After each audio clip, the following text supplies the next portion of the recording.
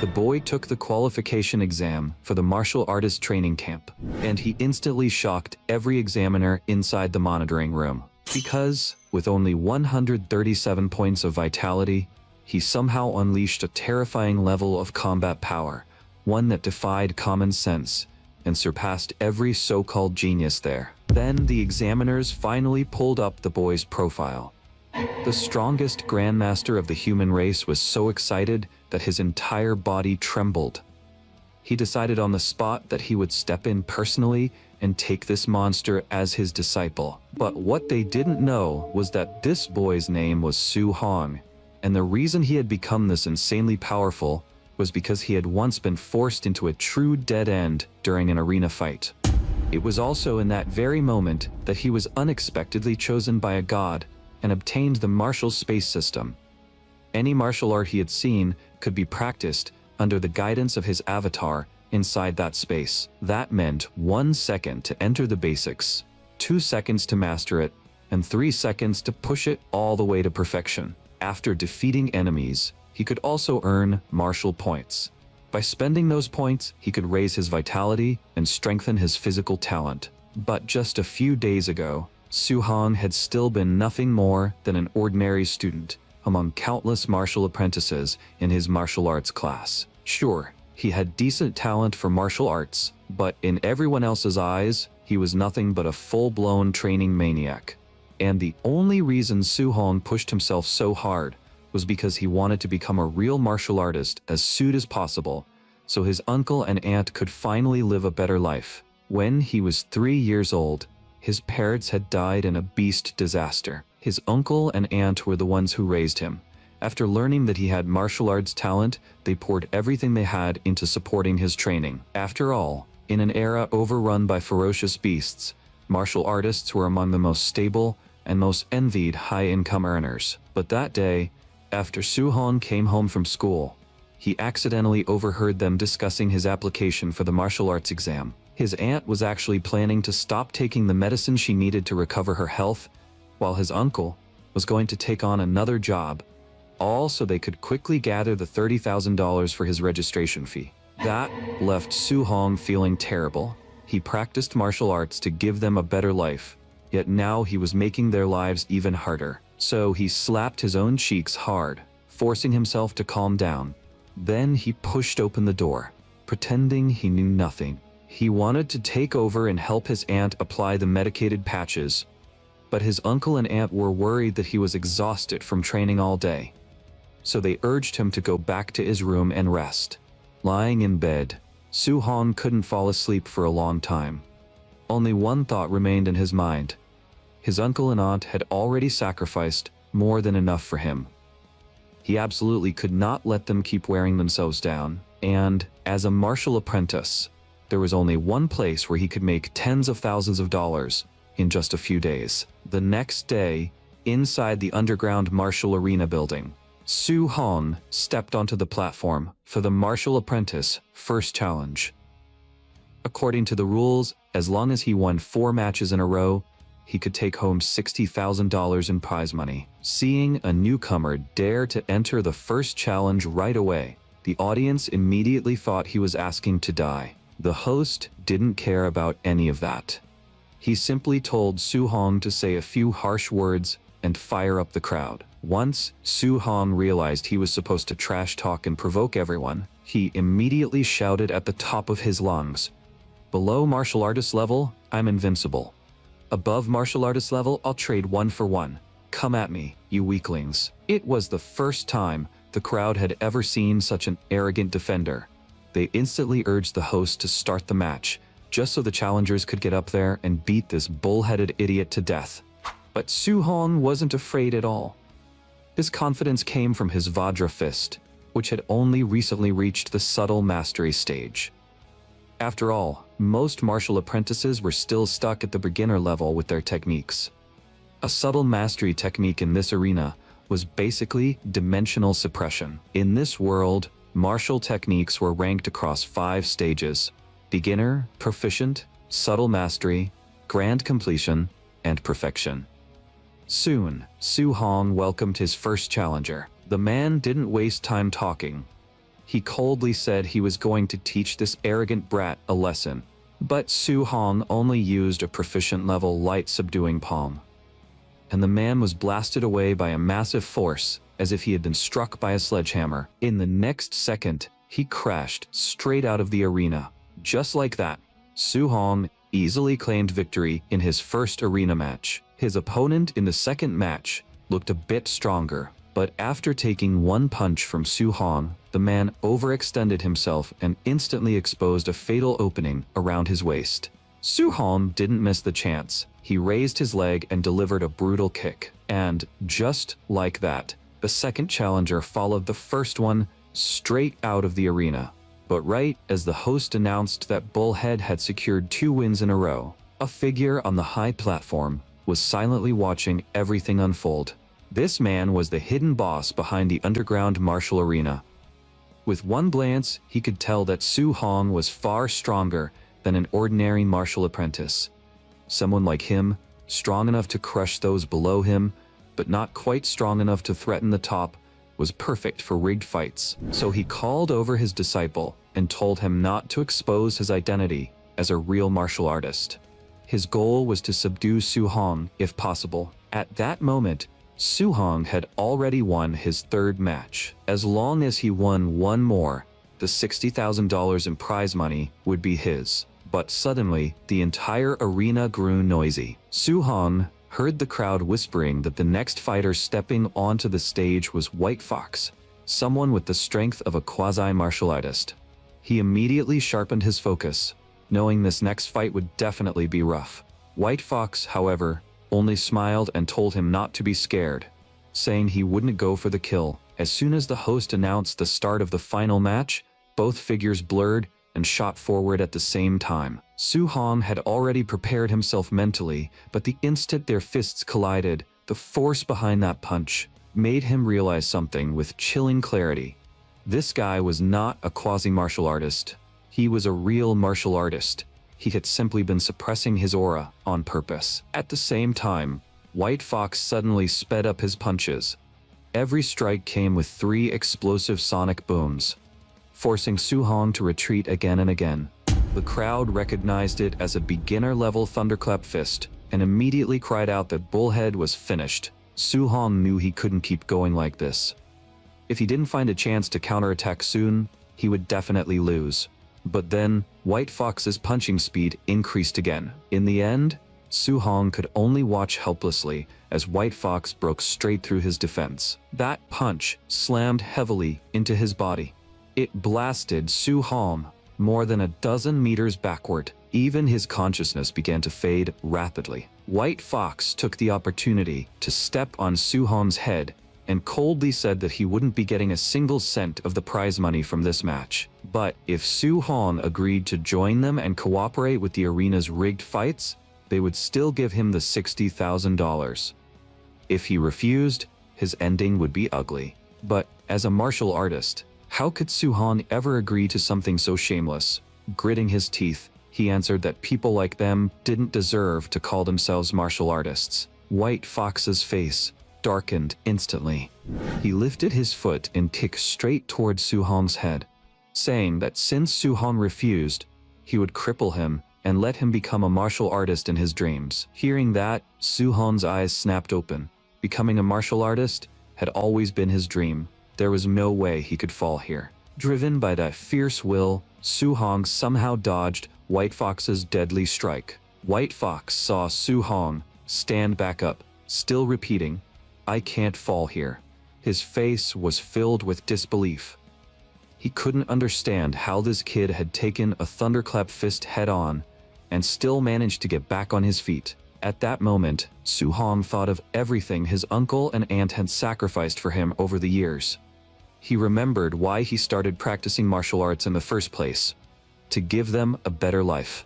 And the thought of watching that future turn into nothing was something Su Hong would never accept. But when he opened his eyes again, a screen of light appeared before him, asking what he was willing to give for his family and his faith. Su Hong answered without hesitation, "Everything."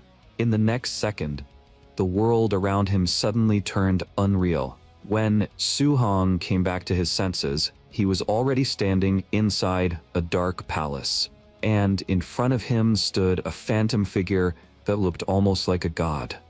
After saying only, "I'll give you this chance," the figure turned into golden light and fused directly into Su Hong's body. Right after that, under Su Hong's stunned gaze, a golden panel lit up with a sharp flash. It not only displayed his attributes and the martial techniques he had mastered, but also showed a mission called Path of the Arena. Out of curiosity, Su Hong opened the mission tab. The mission told him to temper his martial arts here and defeat White Fox, who was still waiting outside.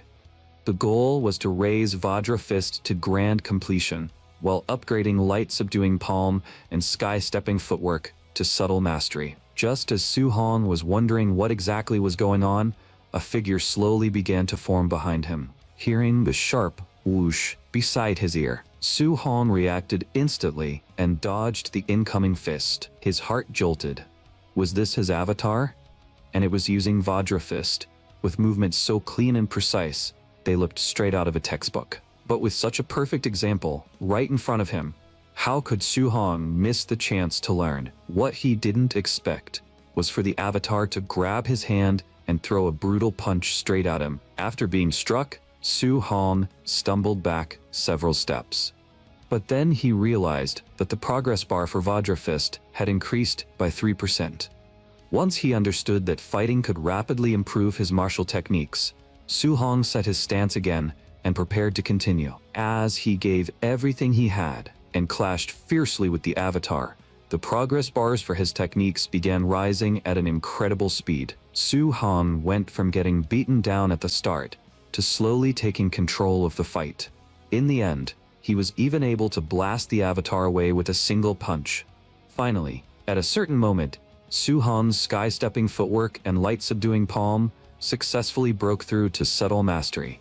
His Vajra Fist also advanced smoothly into grand completion. With the mission complete, the avatar instantly scattered into specks of golden light and disappeared. Back in the outside world, White Fox saw Su Hong standing there in silence and assumed he was just putting on an act.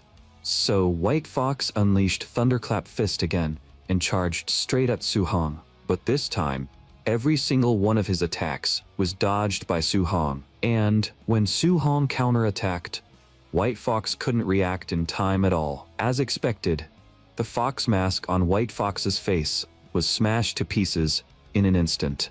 Seeing White Fox collapse with a muffled groan, the entire audience froze in shock. No one had expected White Fox to actually lose, but compared to the victory, Su Hong cared more about one thing right now. When would he actually get the prize money? As for that, the hidden boss behind the arena did not go back on his word. He just couldn't understand how a mere martial apprentice had trained Vajra Fist to grand completion. Even most real martial artists couldn't pull that off. To figure out the reason, he immediately ordered his men to investigate Su Hong's true identity. Half an hour later, Su Hong was walking home. At the same time, he noticed the tails following behind him. Su Hong didn't give them a chance to get close. He quickly turned into a corner, watching them lose their target and stand there in frustration. Su Hong couldn't help sneering inwardly. Trying to follow him? Not a chance. After they left, Su Hong finally returned home. But when his uncle and aunt saw him take out that much money, they nearly thought he had robbed a bank. Su Hong had no choice but to make up an excuse. He said he had been working as a sparring partner at a martial arts gym, and the owner thought he had talent, so he decided to sponsor his training. With that silver tongue of his uncle and aunt actually believed the nonsense. That night, Su Hong went to his secret base. The martial exam registration fee was now handled, and his aunt's medical expenses would not be a problem for the time being. All of this was truly thanks to the system. Just then, the system notification suddenly rang out, saying that he had defeated an opponent above his level and gained 67 martial points. Martial points could be used to improve vitality and martial techniques. So Su Hong immediately began testing it, adding part of his martial points to his vitality. In the next second, he felt a wave of heat surge through his body. his vitality value shot straight to 90 points, reaching the level of a quasi-martial artist. With that in mind, Su Hong simply poured all his remaining martial points into vitality. Not only did his physical strength improve drastically, but the injuries on his body almost fully healed as well. It felt like endless power was surging through him. To test his current strength, Su Hong headed to the school training field under the cover of night. There happened to be a Tier 1 combat power testing machine there. In that case, he would start with 70% power, but the moment Su Hong punched the machine, he froze on the spot. Oh no. This testing machine was way too fragile. Was he going to have to pay for it? In the next second, an angry shout came from a building in the distance. Which bastard is making noise in the middle of the night? Do you have no sense of public decency? Soon, the principal rushed over in a panic, but all he saw was the broken testing machine. Thinking about who in the school could possibly do something like this, only Chen Shan and Li Tu came to mind. The principal immediately decided that once school started, he was going to teach those two a proper lesson. The next day, inside the gymnasium of Starlight First High, the principal gathered all the martial arts students together. But Su Hong was more curious about why Chen Shan had suddenly been beaten up. After his best friend explained it, Su Hong finally understood. Chen Shan had taken the blame for him. Meanwhile, the principal began introducing his old comrade to everyone.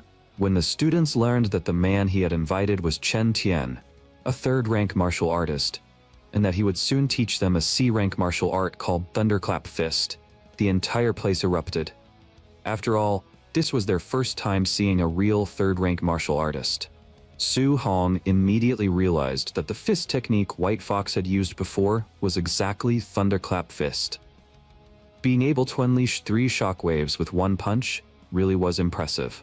And if someone wanted to learn a C-rank martial art like this outside, the registration fee alone would cost hundreds of thousands. So Su Hong absolutely could not miss this chance. At that moment, Chen Tian spoke up saying he would demonstrate the full technique 10 times. How much they could learn would depend entirely on their own comprehension. As he threw out a punch, Chen Tian began explaining the key points of Thunderclap Fist. This fist technique was fierce and domineering. At the beginner stage, each punch would produce one thunderous boom. At proficient level, it could produce 3 booms. At subtle mastery, 5 booms. After reaching grand completion, 7 booms. That was exactly Chen Tian's current level. And once the technique reached perfection, every punch could unleash 9 booms. Just like that, everyone began practicing along with Chen Tian's movements. After several hours in a row, they all collapsed onto the ground, complaining that the fist technique was way too difficult and impossible to learn. Su Hong's best friend, Chen Lin, was also exhausted like a dog. He wanted to ask Su Hong whether he had learned anything, only to turn around and find that Su Hong's spot was already empty. But right after that, Chen Lin was shocked to discover that Chen Shan, the so-called genius, had already reached the beginner stage. Seeing this, the principal immediately recommended Chen Shan to Chen Tian, hoping he could give the school's top genius some guidance. But Chen Tian refused outright, saying that Chen Shan's level would barely count as passing in another city. After that, the two left the gymnasium together, with Chen Tian casually commenting that this batch of students had poor talent and had wasted his trip. The principal was a little speechless, but he also knew how cruel martial arts training was. Without talent and opportunity, hard work alone was nowhere near enough. Just then, a rapid series of thunderous booms suddenly rang in their ears. They followed the sound and realized that someone was practicing Thunderclap Fist on the field. Judging by the uniform, it was one of the students from earlier. What shocked them even more was that when Su Hong threw another punch, the thunderous booms rang out a full 9 times. Chen Tian's entire body began trembling uncontrollably, because he had actually gained inspiration from Su Hong's technique. His Thunderclap Fist, which had been stuck for years, forcefully broke through 8 booms. Overwhelmed with excitement, the two rushed onto the field desperate to know what kind of monster could train Thunderclap Fist to perfection in just half a day. But when they got close, they found nothing.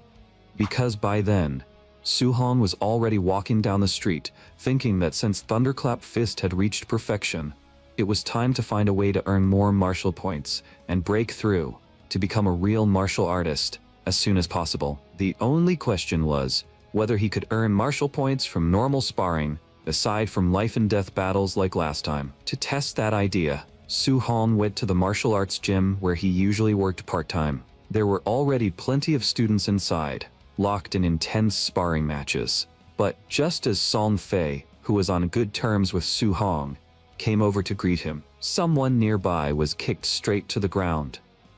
Then a stranger started cursing the fallen student, calling him trash and saying he had no talent, yet still dared to blame his teacher. Song Fei told Su-hong that the man's teacher was a newly arrived instructor, but he looked down on the students here, so his classes were always half-hearted, and this guy named Li Yan was extremely strong. Seeing Li Yan prepare to attack the student again, Su-hong stepped forward without hesitation and grabbed his wrist.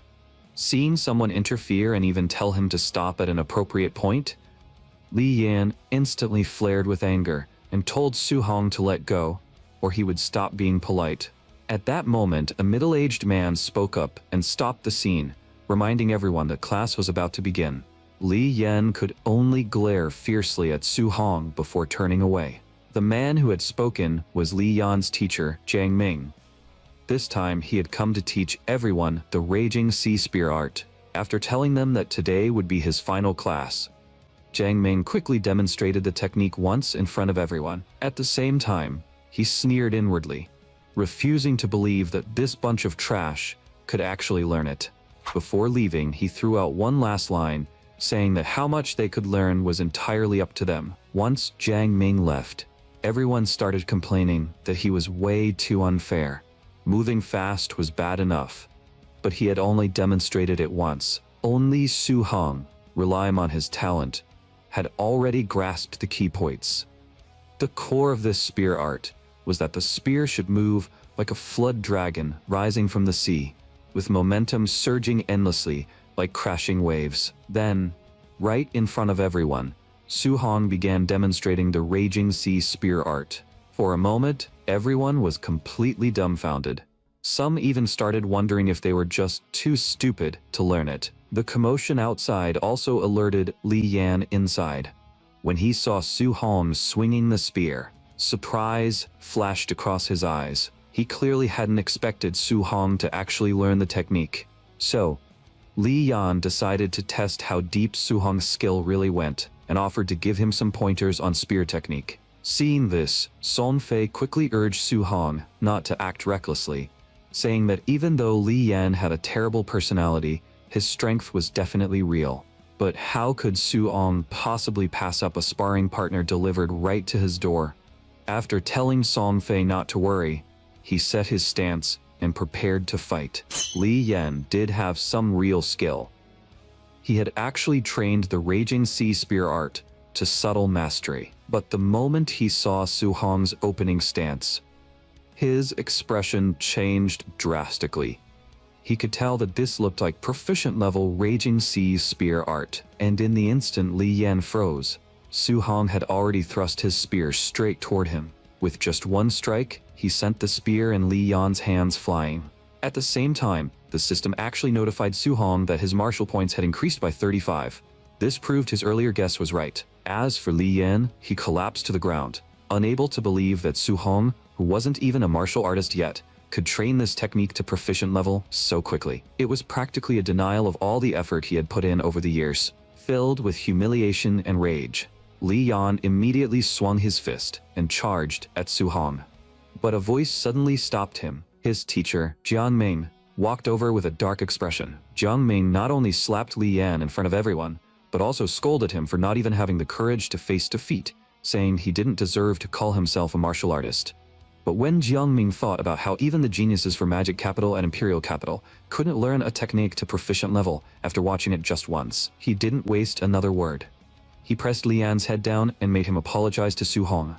Su-hong was left a little speechless, thinking this guy sure changed his tune fast. After leaving the martial arts gym, Su-hong began summarizing what he had gained today.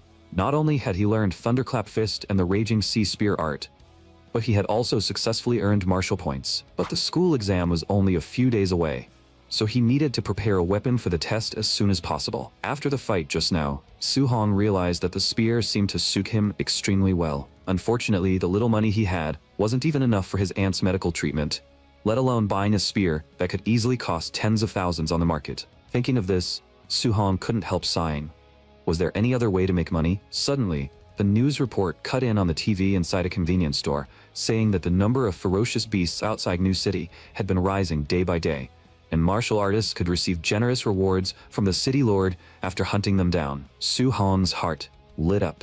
Talk about perfect timing. Not long after, back at home, his aunt was applying medicated patches to his uncle while complaining about why he had to work himself so hard. But his uncle answered that little Hong was still young, so while he could still work, he wanted to save up more for the kid. Of course, Su-hong heard all of this from outside the door, so he stepped forward and took the medicated patch from his aunt's hand. Then he told his uncle that he could make money now, and that his uncle should stay home and take care of his aunt. But his uncle simply gave him a thumbs up and said he was only earning a little pocket money for daily expenses. His aunt also added, "Little Hong, practicing martial arts still costs a lot of money. We just want to help you save as much as we can." Hearing that, warmth surged through Su-hong's heart. He also understood that unless he earned enough money for them to live comfortably for the rest of their lives, his uncle and aunt would never truly retire and focus on their health. So, there was no way Su-hong could miss this beast hunting bounty. That night, after they fell asleep, Su-hong went up to the rooftop and added all 5 martial points into his vitality. With that, his vitality shot straight up to 95.2, leaving him only one step away from becoming a true martial artist. To be safe, Su-hong spent another 2 days training all of his martial techniques to perfection. Now, it was time to leave the city. The next day, inside the Starlight Martial Artist base. Since it was Su-hong's first time here, everything around him felt new and fascinating. Martial artists, who were usually hard to see, were practically everywhere in this place. He also learned the value of different ferocious beasts from the hunting guide. However, there was one condition. He had to cut off the beast's left ear as proof, or the reward would not be paid. Just then, a burst of noise caught Su-hong's attention. As for the person standing in the middle of the crowd, his outfit and aura looked a little like White Tiger from the underground martial arena. But Su-hong didn't think too much about it. Whether he was facing ferocious beasts or humans, he would stay cautious either way. Although the security guards at the city gate allowed Su-hong to pass, they secretly felt that he was overestimating himself. Someone this young running into the wild was basically a death wish. After sprinting for 2 full hours, Su-hong finally encountered his first ferocious beast in the wild, an early Tier 1 Moonshadow Wolf mentioned in the textbooks. Facing the Moonshadow Wolf as it swung its claws and lunged straight at him, Su-hong didn't panic at all. He dodged with a quick flash of movement, then charged up Thunderclap Fist and smashed it hard into the beast. The terrifying force blasted the Moonshadow Wolf away in an instant. Looking at the wolf that was now stone dead, Su-hong's palms trembled with excitement. So this was what it felt like to fight monsters. It was even more thrilling than he had imagined. Now he wondered whether he could still kill a mid-tier 1 beast in a single strike. But the moment that thought appeared in his mind, a mid-tier 1 berserk black bear had already pounced toward him. In the end, it was still killed by Su-hong with 1 punch. This gave him plenty of confidence. As long as he didn't provoke any tier 2 beasts, he shouldn't run into too much danger. Just as Su-hong cut off the black bear's ear as proof, the system suddenly sent a notification saying that the martial points he had accumulated were already enough for him to break through and become a martial artist. But before Su-hong could begin the breakthrough, a roar that made his soul tremble suddenly rang out. Out of curiosity, Su-hong wanted to see what kind of ferocious beast could possess such terrifying pressure. With a few quick leaps, he rushed toward the source of the sound. But with just one glance, Su-hong froze on the spot, because what appeared before him was a late Tier 1 black jade python, and several martial artists were already fighting it nearby. But very quickly, those martial artists were struck hard by the black jade python. Their bodies shot backward like cannonballs and slammed heavily into the rocks below. In the next second, Su-hong immediately sensed danger closing in. Although he jumped away just before the python's tail smashed down, he still failed to completely avoid its second attack. The blow shook Su Hong so hard that he coughed up a mouthful of blood. If he hadn't raised both arms to guard his chest in time, this would have been far worse than a minor injury. Su Hong quickly picked up the spear left behind by a dead martial artist nearby. Looking at the massive beast in front of him, he knew very well that killing a late Tier 1 ferocious beast normally required several martial artists of the same level working together. But all of Su Hong's martial techniques had already reached perfection, which meant he absolutely had what it takes to fight this giant python. With that thought, Su Hong silently activated the Raging Sea Spear art. As he suddenly exerted force, the spear in his hand shot out like a raging wave, tearing through the air. The black jade python instantly let out a painful scream. The spear pierced through its body like a sharp blade, but the black jade python was still a late Tier 1 beast. Although the strike landed, it was not enough to deal fatal damage. In that case, Su Hong had to weaken it as much as possible first, then look for a chance to deliver the killing blow. But just as that thought crossed his mind, the python's tail was already whipping toward him with terrifying force. Su Hong did not retreat. He directly unleashed Thunderclap Fist and punched straight into it. After forcefully knocking the tail back, he immediately retreated and opened up the distance. At the same time, Su Hong came up with a plan. Every time he landed a hit, he would pull back at once, then wait for the next opening. Fighting like this would drain a lot of stamina, but at least it was much safer. Judging from the black jade python's current state, it seemed close to its limit. The martial artists from earlier must have worn it down quite a bit. However, just as Su Hong was about to attack again, a sharp gust suddenly came from behind him. It was a martial artist throwing a punch straight at him. Although Su Hong defended himself at the first possible moment, he was still blasted away by that overwhelming force. When Su Hong got back to his feet, several figures were already walking slowly toward him.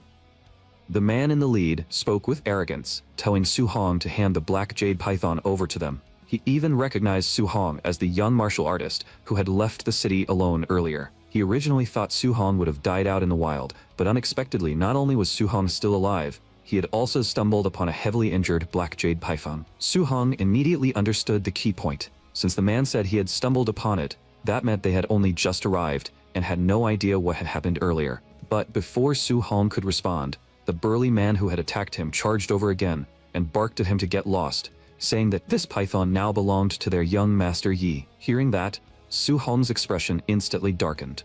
The only reason he had been knocked back earlier was because the man had ambushed him. Did they really think he was some pushover they could crush whenever they wanted? As soon as he finished speaking, Su Hong threw a punch right back at him. The burly man never dreamed that his own fist would be blasted aside by an overwhelming force. Caught completely off guard, he took Su Hong's punch head-on. Seeing the burly man collapse and fail to get back up, the man known as Young Master Yi still wore a smile on his face.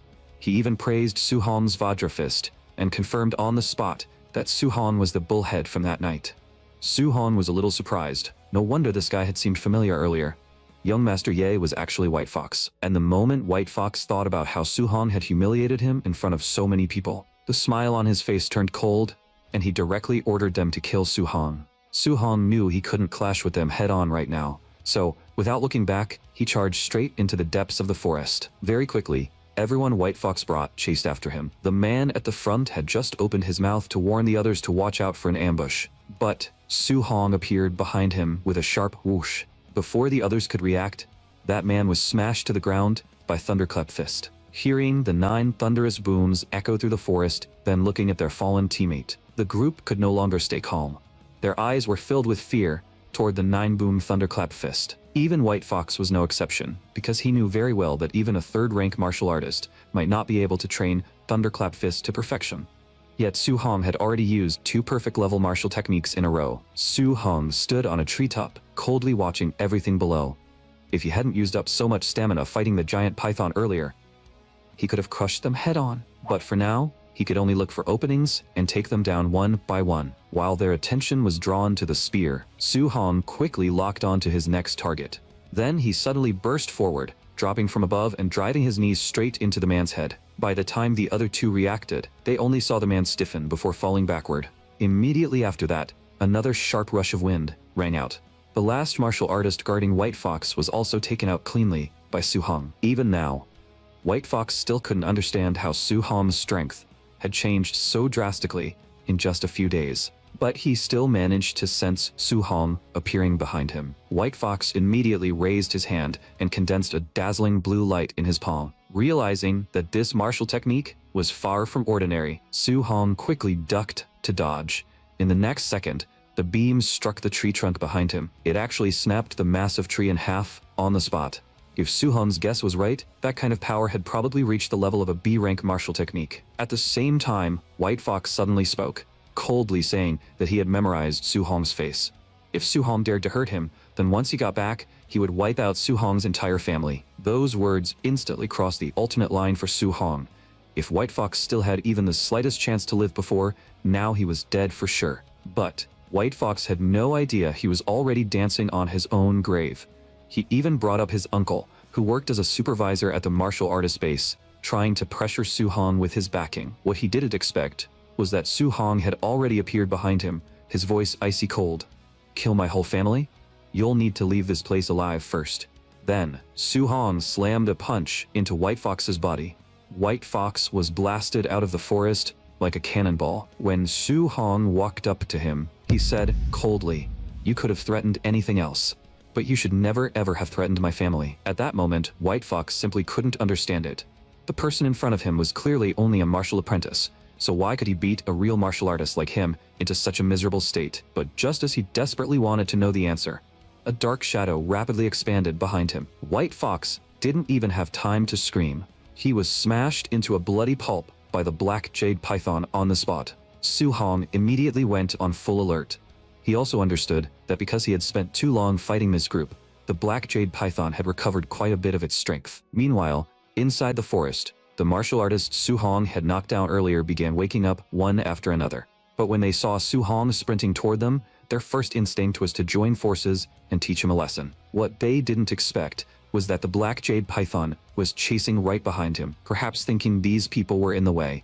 The black jade python opened its jaws and bit straight at them. Seeing the system notification appear, Su Hong gained a clearer understanding of how martial points can be obtained. And after so many battles, the martial points he had accumulated were already enough for him to break through to become a martial artist. So while dodging the black jade python's attacks, Su Hong began searching the forest for a suitable place to break through. A few minutes later, he actually found a cave. But just as he rushed inside, the black jade python slammed its way in right after him. Su Hong knew he had to add his martial points to vitality as quickly as possible. Otherwise, once the python fully charged in, everything would be too late. As his vitality kept rising, Su Hong's entire body became burning hot, as if what flowed through his veins was no longer blood, but scorching lava. Finally, at a certain moment, his vitality reached 100, and Su Hong officially left behind his identity as a martial apprentice, becoming a true martial artist. Now, it was time to counterattack. Soon, a thunderous explosion erupted inside the cave. Su Hong blasted the black jade python's body away with a single strike. Then he unleashed Vajra Fist again and charged straight at it. But the black jade python seized the moment and quickly whipped its tail towards Su Hong. This time, however, Su Hong could block its attack with ease. In the next second, he returned the favor with a full set of Raging Sea Spear art. He forcibly pinned the giant python's massive body to the ground. With nowhere left to escape, the black jade python could only take Su Hong's full-powered Thunderclap Fist head-on, and killing it successfully increased Su Hong's martial points by 92. But very soon, Su Hong ran into a problem. To claim money for hunting ferocious beasts, he had to cut off the left ear as proof. But this black jade python didn't even have ears. What was he supposed to do? Left with no other choice, Su Hong could only give up the reward that was practically in his hands, and instead walked over to White Fox's corpse. After all, the martial technique White Fox had used earlier was extremely powerful.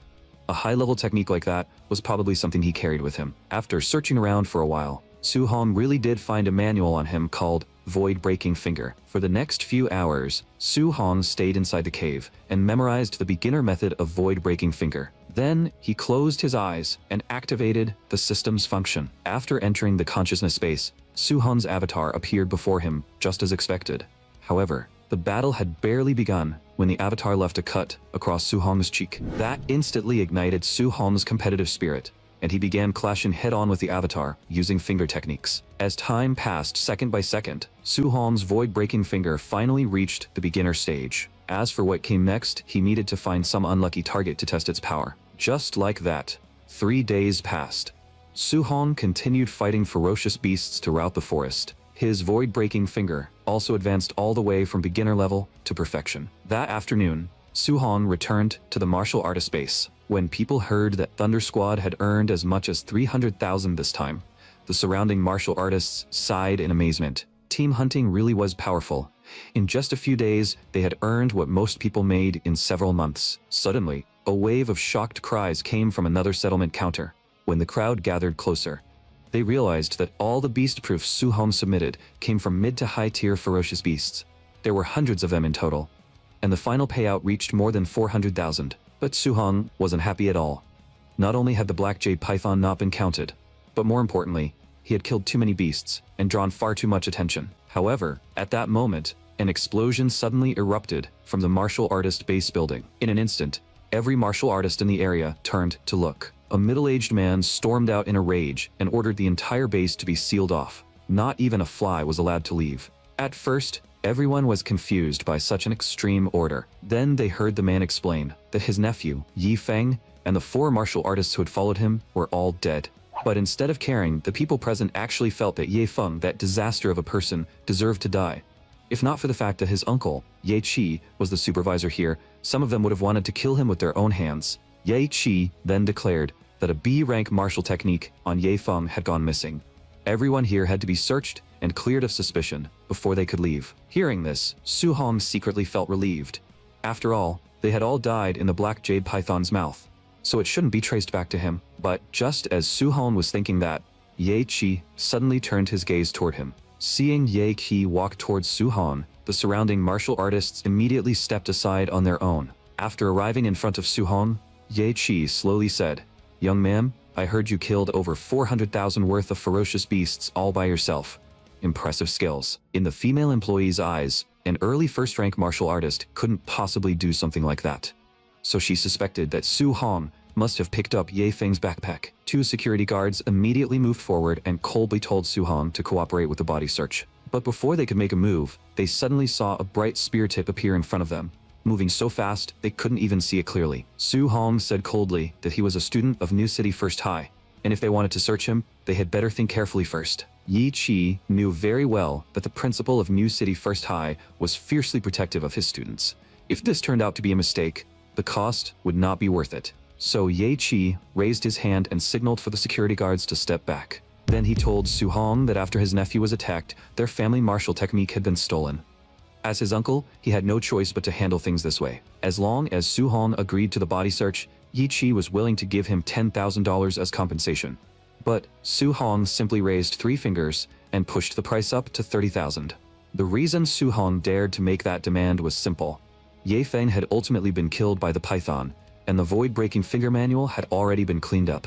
No matter how carefully they searched, as long as they couldn't find the martial technique, they had no way to trace it back to Su-hong. Just like that, Su-hong not only received $30,000 for free, he also successfully cleared himself of suspicion as the killer. After leaving the base, Su-hong found a hotel to rest and opened his attribute panel. Over the past few days, he had been focused on training void-breaking finger and hunting ferocious beasts, so he hadn't used his martial points at all. By now, he had accumulated 534 points. From what he remembered, an early first-rank martial artist needed 100 vitality, while a mid-first-rank martial artist needed 200 vitality. Even if he used all his martial points to raise vitality, it would only increase by 53.4 points, still leaving him more than 40 vitality short of the mid-stage. But he had never upgraded his spirit or mortal body attributes before, so he had no idea what their effects would be. Thinking of this, Su-hong first added some martial points to his spirit attribute, but he didn't notice any obvious change. However, when he added martial points to his mortal body, Su-hong immediately felt a huge increase in strength. Even his appearance changed into that of a muscular beast of a man. Fortunately, after a short while, his body gradually returned to normal. Otherwise, if he had stayed in that muscular form, Su-hong wouldn't even know how to explain it to people who knew him. As for the remaining 200 martial points, he decided to put them all into vitality. After resting for a while, Su-hong went to the New City Martial Artist Association. Only by passing the assessment there could he officially become a registered martial artist. After he told the staff member why he had come, She could tell that this was Su Hong's first time taking the assessment, so she kindly reminded him that to qualify as a first-rank martial artist, his vitality had to reach 100, and his combat power score had to exceed 1000. The two martial artists behind him also began talking about Su Hong. When they noticed he had come alone, without even a master accompanying him, they assumed someone this young was probably just here playing tourist. But right then, a wave of commotion suddenly came from the assessment hall ahead. It turned out that a young man named Li Ming had passed the vitality test. Under everyone's attention, Li Ming then stepped up beside the combat power testing machine. As he unleashed 5-boom thunderclap fist and slammed it heavily into the machine, the panel showed that his combat power had actually reached 1763. The people around him immediately treated him like a genius. Some even recognized his identity, saying he was Jiang Ming's disciple from the Raging Thunder martial arts gym. Su Hong couldn't help feeling confused. Was it Jiang Ming's disciple called Li Yan? Where did this Li Ming pop out from? But unexpectedly, Li Ming walked over to Su Hong with a wicked grin and gestured for him to go next. Li Ming couldn't help sneering inwardly. In his eyes, someone his age taking the assessment meant he was a genius, while someone like Su Hong showing up at this age was just making a complete fool of himself. But in the very next second, shocked cries suddenly rang in his ears when he saw the machine display Su Hong's vitality value at 123. Li Ming's jaw nearly dropped. He couldn't believe Su Hong's vitality was actually higher than his. Still, he quickly comforted himself. High vitality alone meant nothing. Combat power was the real standard for judging a genius. Under the examiner's reminder, Su Hong also stepped up beside the combat power testing machine. He thought to himself that since he had already advanced into a martial artist and upgraded his physique, using 40% of his strength should be enough. But to be safe, Su Hong eventually decided to use 50%. However, the moment his fist touched the machine, the entire machine was blasted away like a cannonball. Even the wall, not far behind it, was destroyed along with it. At that moment, everyone was completely stunned.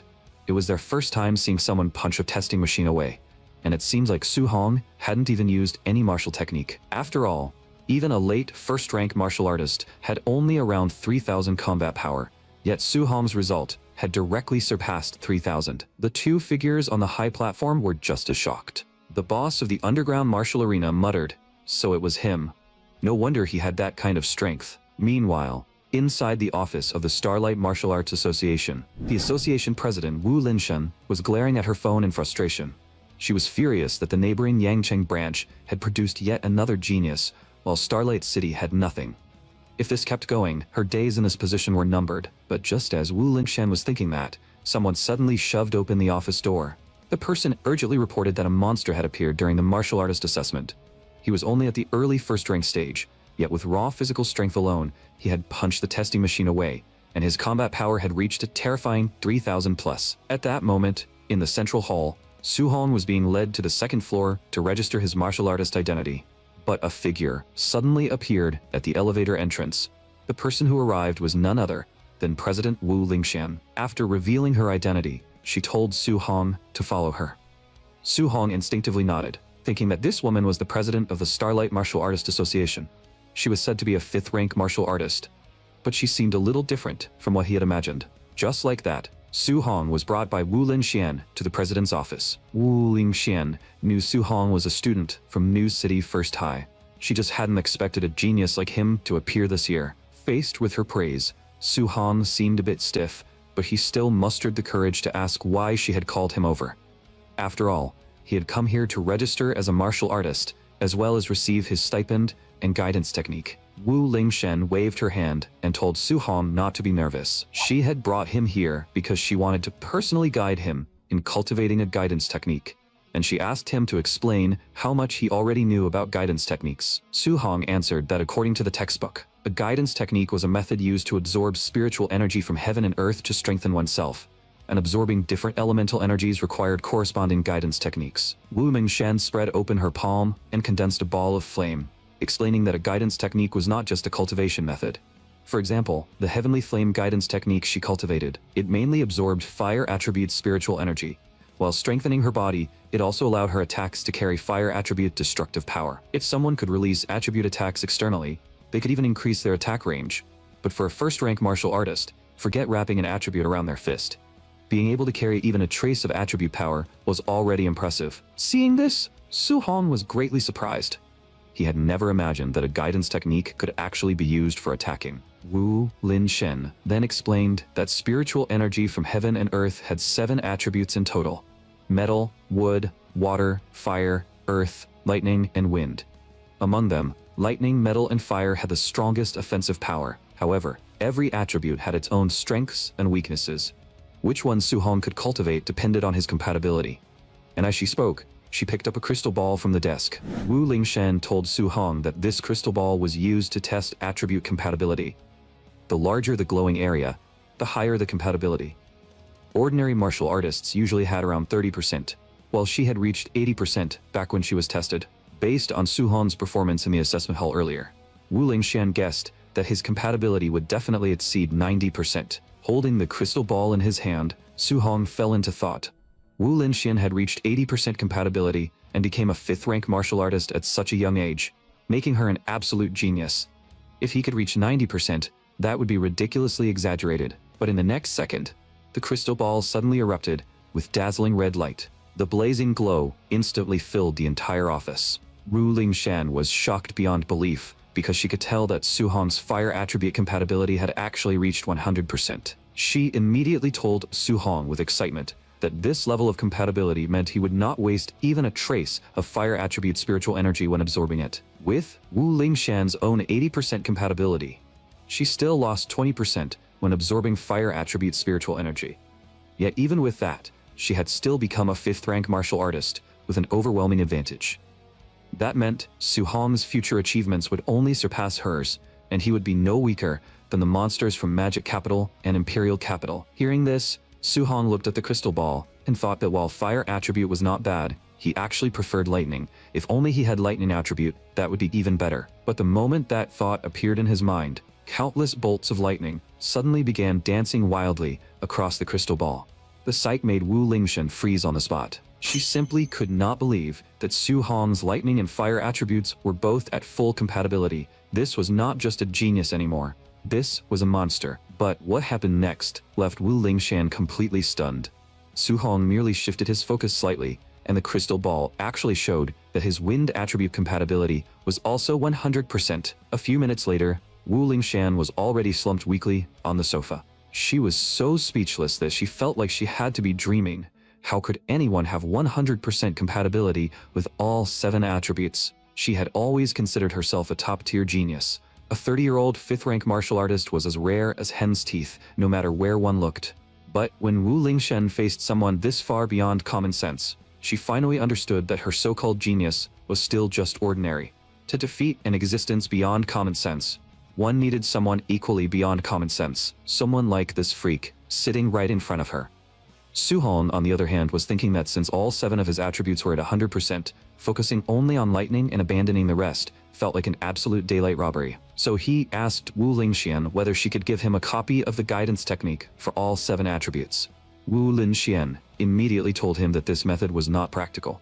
In the past, someone had tried cultivating all 7 guidance techniques at the same time, but even after decades, that person had still remained a 1st-rank martial artist. It was best to choose only 1 or 2 attributes to cultivate. Su-hong could only explain that he still could not decide for now, so he wanted to try cultivating all of them first, see the effects, and then decide which one to focus on.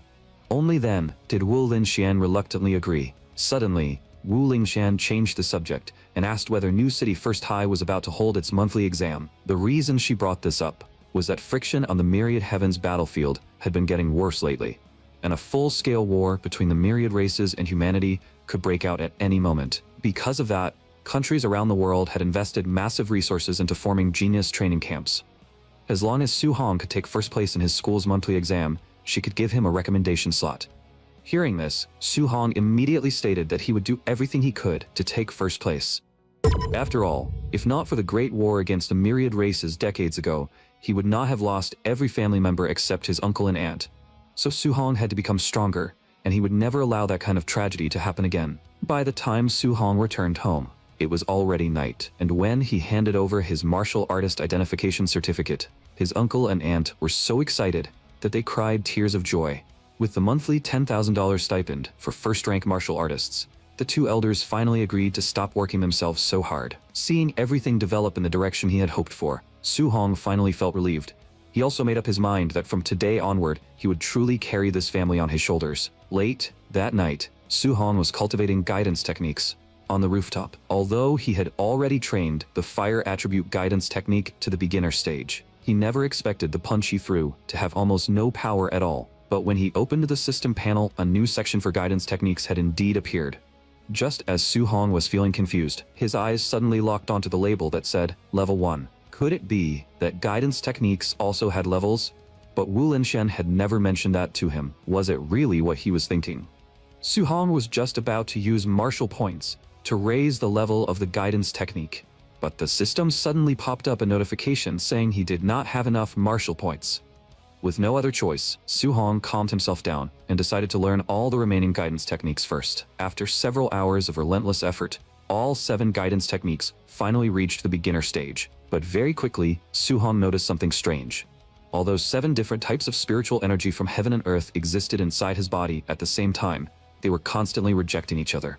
No wonder Wu Linshen had said that the genius who tried cultivating all 7 guidance techniques had still remained a first-rank martial artist after decades, because each time he attacked, he could only use 1 attribute. If he forcibly used 2 attributes at the same time, they would react violently and eventually cancel each other out. But lightning and fire were relatively similar in nature. Maybe he could fuse them together. With that thought, Su-hong immediately began experimenting. Even after failing again and again, he still refused to give up.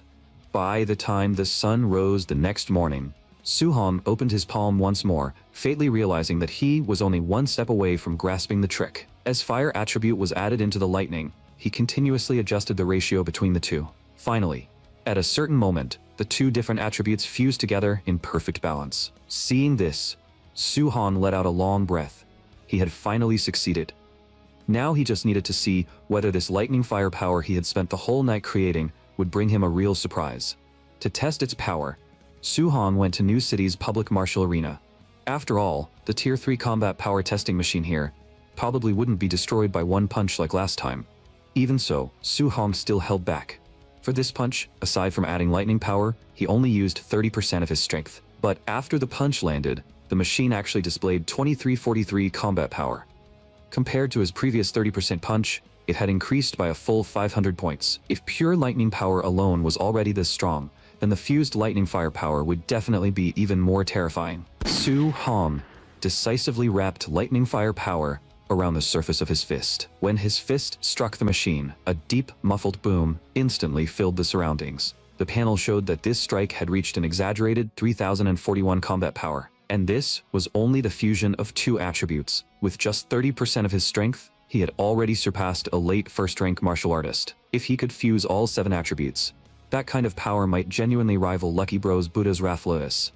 The idea sounded beautiful, but reality quickly hit him like a ton of bricks. After returning home, he tried all kinds of combinations, yet he still couldn't fuse a 3rd attribute into the mix. The difficulty was countless times higher than fusing just 2. It seemed he could only wait until tomorrow's school exam to earn more martial points, then raise the level of his guidance techniques before trying again. Soon, the next day arrived, and all the students were gathered on the field. The principal told everyone that this school exam would be different from previous ones. Because the situation on the front lines was getting tense, every school would be selecting talents to join the training camp. The camp not only had large amounts of martial arts and pill resources, but also Grandmaster-level martial artists serving as mentors. The top 3 students in the school exam would qualify for New City's training camp. Hearing this, all the students became extremely excited. After all, having a 7th-rank Grandmaster as a mentor was something they had never even dared to dream about before. But Su-hong's mouth twitched. Only now did he realize Wu Lingshan had played him. The top 3, clearly all Ed's slots, yet she had insisted that he take first place. At this moment, his best friend Chen Lin came over and said that Chen Shan and Li Tu had both become first-rank martial artists, and quite a few students had trained Thunderclap Fist to the proficient level. On top of that, Su-hong hadn't come to school for several days. Judging from the current situation, 1st and 2nd place would definitely go to Chen Shan and Li Tu. As for Chen Lin and Su-hong, they basically had no chance. Meanwhile, on the stage, Chen Tian was asking the principal whether he had found the genius who could unleash 9-boom Thunderclap Fist. The principal had just replied that he had searched everywhere during this period, and that the person might not be a student of First High, when he suddenly noticed 3 figures slowly walking over in the distance. The person leading them was none other than Jiang Ming, his former comrade. The principal immediately gave him a cold look and questioned why he had come here. Jiang Ming smiled and said that this year's students didn't seem all that impressive. Since he had brought 2 disciples with him, how about letting the first-place students spar with them after the exam? Of course, if the principal refused, he would completely understand. The principal's face turned extremely ugly. He knew Jiang Ming had come here on purpose to embarrass him. But if he refused, it would be the same as admitting that the entire school had no decent talent. But right then, Li Yan suddenly leaned toward Jiang Ming and whispered, "Teacher, this is bad. Isn't that kid over there Su Hong?" Jiang Ming looked in the direction he pointed. Sure enough, he saw a familiar face. Jiang Ming was instantly stunned. He had never expected Su Hong to be a student of First High. In that moment, the 3 of them immediately understood the situation. If they really fought, the one's losing face would definitely be their side. So Jiang Ming awkwardly said that he had only been joking earlier. His 2 useless disciples could never compare to the students here. But the moment he said that, the principal and Chen Tian became even more furious. To them, Jiang Ming was absolutely shameless, still daring to mock them in such a sarcastic way. 2 hours after the school exam began, the broadcast finally announced that it was Su Hong's turn to fight contestant number 665, Chen Peng. Seeing this, Chen Lin felt that Su Hong was seriously unlucky. His very first opponent was a quasi-martial artist. Even the homeroom teacher reminded Su Hong that he could try exchanging a few moves first, and if it really didn't work, he should just admit defeat. Chen Peng, standing in front of Su Hong, also advised him to step down on his own, or he wouldn't mind personally throwing him off the stage. But the moment Chen Peng finished speaking, Su Hong vanished from where he stood. When he appeared again, one hand was already pressing down on Chen Peng's head. In the next second, Su Hong casually swung his arm and smashed Chen Peng hard into the ground. The homeroom teacher and Chen Lin were both stunned on the spot. He had instantly defeated a quasi-martial artist in one move. Was this still the Su Hong they knew? When had he become this terrifyingly strong? Even the principal and Chen Tian were deeply surprised. They knew almost every student in the school with even a little talent, yet they had no impression of Su Hong at all. But, compared to Su Hong, everyone was more focused on the semi-final between the other 2 geniuses on the arena stage, mainly because Chen Shan and Li Tu were extremely close in strength. They had already exchanged several rounds, yet neither side could gain the upper hand. Then Li Tu spoke up, saying that both of them had 3-boom thunderclap fist. If Chen Shan still refused to use his trump card, he could forget about beating him. Chen Shan also knew that Li Tu was right, so he directly wrapped flames around his fist and told Li Tu to look carefully, because he was the real #1 student in the school. The crowd immediately widened their eyes, because they all recognized it. This was external attribute release, and it was fire attribute, second only to lightning in offensive power. But Li Tu did not panic at all. He sneered and told Chen Shan that it was just external attribute release, and he could do it too. In an instant, everyone was stunned. No one had expected Li Tu to have mastered external attribute release as well, and his was metal attribute, even stronger than fire in combat power. At the same time, Li Tu attacked again, and declared that this was not all he could do. Hearing 5 sonic booms tear through the air, Chen Shan's face filled with disbelief. In the next second, Chen Shan was blasted away by Li Tu's 5-boom thunderclap fist. Seeing this, the principal and Chen Tian both felt that Li Tu had hidden himself far too deeply. In just over 10 days, he had not only mastered external attribute release, but had also trained thunderclap fist to subtle mastery. His talent truly deserved the title of the school's #1 genius. Just as the 2 of them felt there was no longer any need to watch the remaining matches since Su Hong definitely could not beat Li Tu, Jiang Ming suddenly leaned over and suggested making a bet. When the principal heard that Jiang Ming was willing to bet $50,000 on Su Hong winning, his first reaction was that this guy had lost his mind. In his opinion, Su Hong did have some talent, but he did not know any guidance techniques, so he was absolutely no match for Li Tu. But Chen Tian immediately agreed. If someone was rushing to hand them money, why refuse? A few minutes later, Su Hong and Li Tu stood on the final arena stage. Li Tu praised Su Hong for being lucky, saying that if Su Hong had run into him or Chen Shan earlier, he never would have made it to the finals. Su Hong ignored him completely. In his mind, all the previous students had felt like weaklings. Finally, someone who could actually fight had shown up. But before the match began, Li Tu called out to Su Hong again, saying that since he had reached the finals, he could call himself the school's second best from now on. When Su Hong asked who the first was, Li Tu instantly charged forward with a punch and said that the first was, of course, him. To show Su Hong exactly how wide the gap between them was, Li Tu opened with 5-boom thunderclap fist. This made the students in the stands drop their jaws. They all believed that once thunderclap fist came out, Su Hong was definitely done for. But when they saw that Su Hong did not dodge, and instead threw a punch straight back at him, the crowd completely lost their composure, shouting for the referee to save him. But to everyone's disbelief, Su Hong not only withstood Li Tu's thunderclap fist, he even fought him evenly. Even Li Tu was deeply shocked. He had thought that thunderclap fist alone would be enough to defeat Su Hong. Yet no matter how he punched, Su Hong easily dissolved every attack. And every time Su Hong blocked one of his punches, a burning sting would spread across Li Tu's fist. In the stands, the homeroom teacher and Shenlin were already stunned speechless. They had never imagined that Su Hong could fight evenly against Li Tu's thunderclap fist without using any martial technique at all. The principal and Chen Tian were just as shocked. They guessed that Su Hong must possess some kind of special physique, or else he would never have such exaggerated strength. However, Chen Tian still let out a sigh. In his view, Su Hong's strength was astonishing, but Li Tu had already condensed attribute power. Pure strength alone still would not give Su Hong a real advantage. Back on the arena stage, Li Tu finally realized that in terms of raw strength alone, he was no match for Su Hong. So in anger and frustration, he mobilized the metal attribute energy inside his body. Then he charged straight at Su Hong and roared that Su Hong should stop acting so arrogant, because first place in this school exam could only belong to him. Hearing that, Su Hong felt a little helpless. He had originally wanted to see how far he could push Li Tu with raw physical strength alone, but this guy had gone all out much faster than expected. Still, since Li Tu was giving it everything he had, Su Hong had to show him the proper respect. As lightning power gradually wrapped around Su Hong's hand, Li Tu instantly broke out in a cold sweat. Even the principal and Chen Tian in the stands were completely stunned. They never expected that aside from his terrifying physical strength, Su Hong had also mastered lightning power, one of the strongest offensive attributes.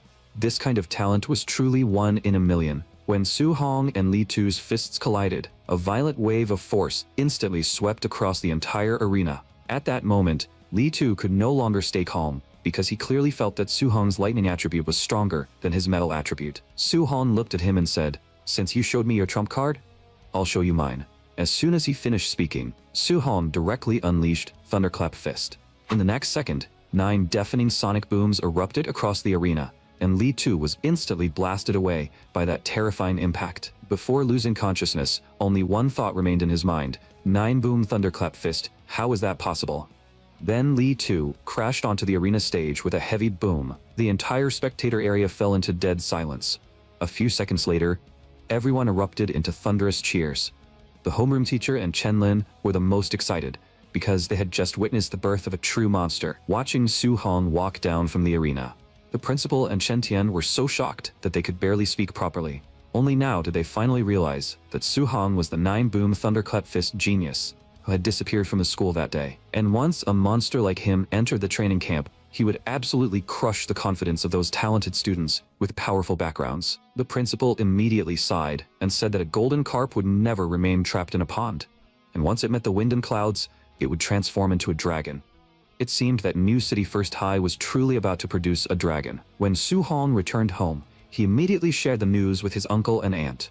His uncle had already heard that as long as Su Hong took first place in the monthly exam, he would receive a slot for the genius training camp, so he was genuinely happy for him. But just then, a knock at the door interrupted the joy. When the door was opened, standing outside was an elegant and wealthy-looking lady. It turned out that she was the parent of Lin Mian, a student from the same school. Her son had ranked 4th in his monthly exam, so she wanted to offer Su Hong $30,000 to give up his slot and let Lin Mian enter the training camp instead. Seeing Su Hong, his uncle, and his aunt all look at her like she was an idiot, the lady immediately became furious. She didn't believe that someone from Su Hong's family background could survive in a place filled with geniuses who could pop high-grade pills like candy and practice high-rank martial techniques freely. But his uncle immediately stepped forward and snapped back, telling her not to act all high and mighty just because she had some dirty money.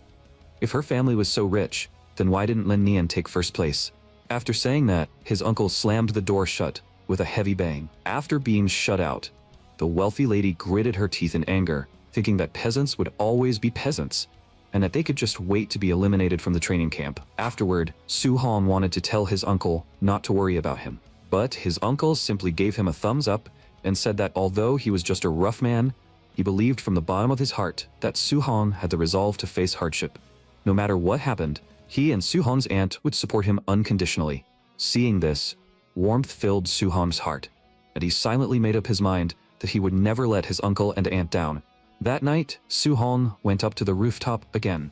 To protect this hard-earned life, he knew he had to become stronger as soon as possible. In this monthly exam, including both the written test and combat matches, he had fought more than 10 times and earned a total of 285 martial points. Those martial points could be used to strengthen his physical combat power. The moment the martial points flowed into his mortal body, Su-hong's physique underwent an unprecedented boost. But even after spending all of his martial points, his mortal body only rose to 64.6%, making Su-hong wonder what kind of special physique it would evolve into after that. At that moment, he suddenly noticed that the levels of his lightning guidance technique and heavenly flame guidance technique had somehow increased. Over the past few days, Su-hong had not done anything else. Could it be that guidance techniques did not need any extra conditions, and normal cultivation alone could raise their levels? To verify his guess, Su-hong decided to start trying right away and see whether he could raise them by another level. This continued until dawn the next day. Su-hong finally sensed that both guidance techniques had indeed reached level 3. Even his vitality had increased by 3 points, which was a pleasant surprise. Half an hour later, Su-hong packed his things simply, said goodbye to his uncle and aunt, and headed alone to the gathering point. But before he had gone far, a red sports car suddenly screeched to a stop in front of him. The person inside was actually Wu Lingxin, the president of the Martial Artist Association. Just like that, Su-hong sat in her passenger seat. While the car was moving, Su-hong asked the question in his heart. "President, did you need something from me?" Wu Lingxian looked extremely serious as she told him that there were some things about the training camp she had to warn him about in advance. According to what she knew, among the martial artists joining the training camp, there were several true monsters whose strength had already reached late first rank, only one step away from becoming second-rank martial artists, and the martial techniques they mastered were at least B rank. Su-hong was the most talented person she had ever seen, but he still lacked the same abundant resources those people had. So Wu Lingxian hoped that even if Su-hong suffered setbacks in the training camp, he would not take it too hard. With his talent, surpassing them was only a matter of time. But when Su-hong merely answered calmly, "I understand. Thank you, Sister Will," Wu Lingxian finally realized that she might have been worrying too much. If Su-hong could remain this calm even while knowing he lacked their resources, then he definitely had hidden cards no one else knew about. Near noon, Su-hong finally boarded the bus arranged by the school when they learned that the training camp was located in the Heavenly Spirit Mountain Range, a place packed with ferocious beasts. Chen Shan and Li Tu both felt the urge to back out. As if they had already been targeted by high-rank beasts, they could not really be blamed for that. After all, the Heavenly Spirit Mountain Range was a massive mountain range stretching across New City, Yangcheng, and several other cities. Not only was the spiritual energy inside extremely dense, but there were also countless ferocious beasts, including beast kings comparable to 7th-rank grandmasters. But knowing that the training camp had grandmasters protecting it, Su-hong was not worried about safety. Instead, he began looking forward to life there. After some unknown amount of time, the bus finally stopped in front of a camp. Looking at the martial artists who had arrived earlier inside the camp, Li Tu couldn't help feeling curious about just how strong they really were. But as those people turned their eyes toward them, Chen Shen and Li Tu froze on the spot. They could clearly feel that this group was not easy to mess with. Su-hong, however, showed no fear at all. He simply called for the two of them to follow and walked toward the training camp gate first, but a figure suddenly reached out and stopped them. The person reminded everyone that they had to wait here until all participants arrived, and only then would the entrance assessment begin. Just like that, several dozen minutes passed before the roar of engines came from the distance. A convoy, made up of dozens of luxury cars, slowly stopped in front of the gate. Then several well-dressed young masters stepped out of the cars. From the surrounding crowd, Su-hong learned that the one leading them was Wang Tiantua, the son of the city lord. Not only did he have 95% fire attribute compatibility, but he had also awakened a special physique. The man who called himself the most handsome man under heaven was Lin Xinghe from the Lin family, and his strength was already infinitely close to second-rank martial artist level. As for the final girl, her name was Xiao Yan. She was an extremely rare spiritual mind master among martial artists. Watching the three of them walk to the very front of the line, Su Hong felt an inexplicable urge rising in his heart. So these were the three top geniuses Wu Linxian had mentioned. He really wanted to see just how talented they were. But just as Su Hong was thinking this, the person in charge began announcing the rules of the entrance assessment. The real training camp was located deep inside the Heavenly Spirit mountain range, a full 30 kilometers away from this temporary camp. Tokens had been planted inside the ferocious beasts along the way. Only those who obtained a token and reached the real training camp within 8 hours would qualify to enter. The person in charge also answered the buzzcut man's question. If someone ran into a high-rank beast, then they could only blame their own bad luck and accept elimination. Of course, when that happened, someone would step in to save their lives. Everyone immediately felt that the assessment was unfair. After all, a strong participant might be eliminated due to bad luck, while a weaker one might pass purely because of luck. But the person in charge snapped at them to shut up, saying that this world was not for playing house. If they did not want to be eliminated, they needed to act carefully and learn to avoid danger. As for the strong bullying the weak, that was simply survival of the fittest. At this moment, a man in a suit stepped forward and sneered that only trash spent all day fearing this and fearing that. People like that might as well quit early. The buzzcut man understood that the insult was aimed at him and immediately wanted to rush forward to teach the man a lesson. But, since fighting was forbidden inside the camp, any grudges had to be settled after leaving.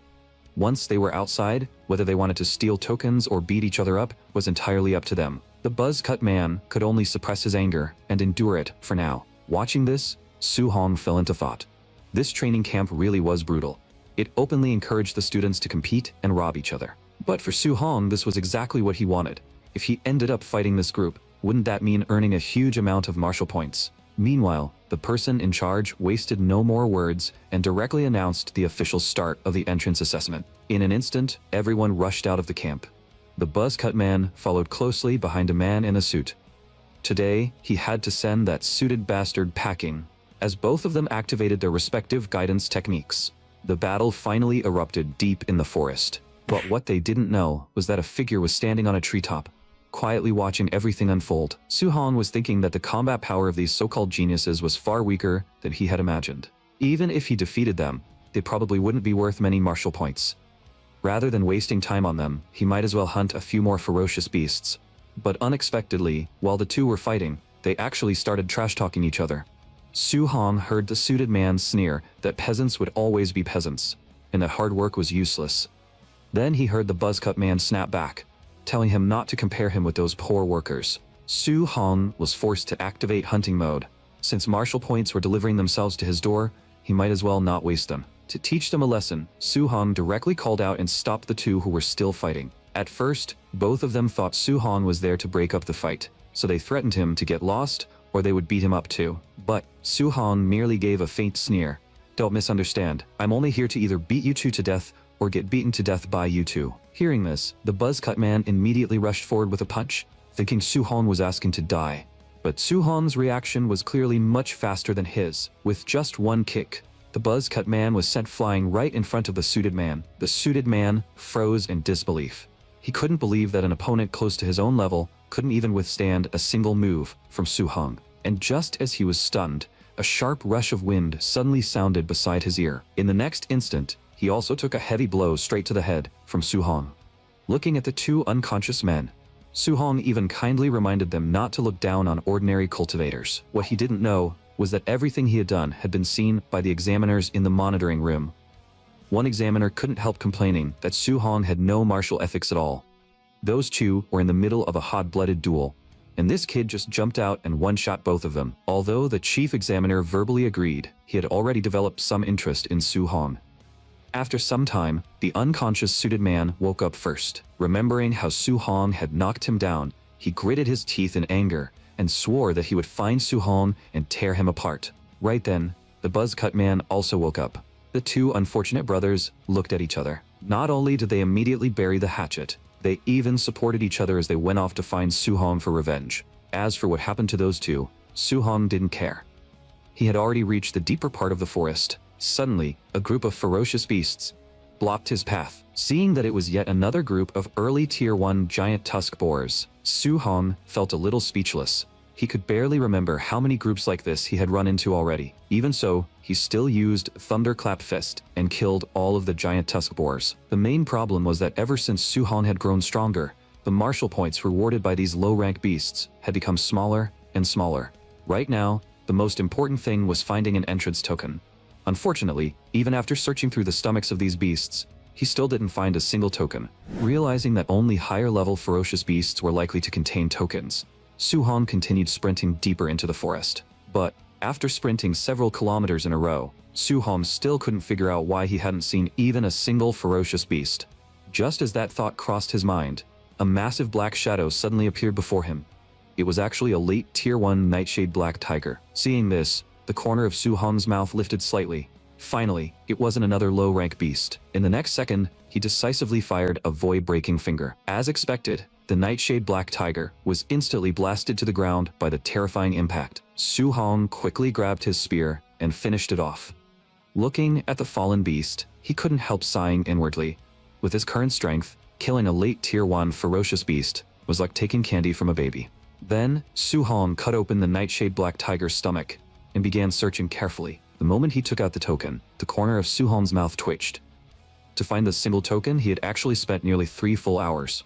From the fact that early Tier 1 boars had been everywhere at the beginning, while now it took half an hour just to find one high-stage tiger, Su-hong guessed that the deeper he went into the mountains, the higher the rank of the beasts would be, but their numbers would also decrease. In other words, staying near the outer area and hunting low-rank beasts might actually earn him more martial points. Instead of chasing quality, it was better to stack quantity. With that in mind, Su-hong made a decision. In the remaining 5 hours before the assessment ended, he would gather enough martial points to max out his mortal body progress bar. Just like that. After 2 full hours of hunting, the outer forest was littered with beast corpses. But just as Su-hong killed another giant tusk boar, a mid-Tier 1 berserk black bear suddenly launched a sneak attack from behind. Fortunately, Su-hong dodged in time. After fighting more than a dozen low-rank beasts, he had finally run into another mid-stage beast, so he immediately began charging up Thunderclap Fist. With just one punch, the berserk black bear turned into a streak of light and was blasted backward.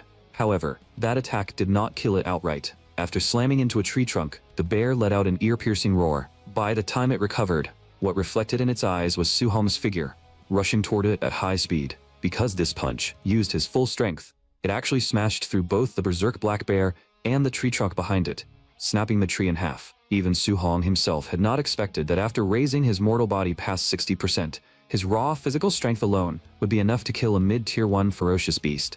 After that, Su-hong opened his system panel and saw that he had already earned 254.5 martial points. He was only a little over 100 points away from completely maxing out his mortal body progress bar. As long as he gathered enough martial points, in the remaining 3 hours, he could head straight to the camp and complete the entrance assessment. But at that moment, an earth-shattering shockwave suddenly erupted from deep within the forest. Immediately after, the sky was covered by a massive shadow that blotted out the sun. Su-hong recognized it at a glance.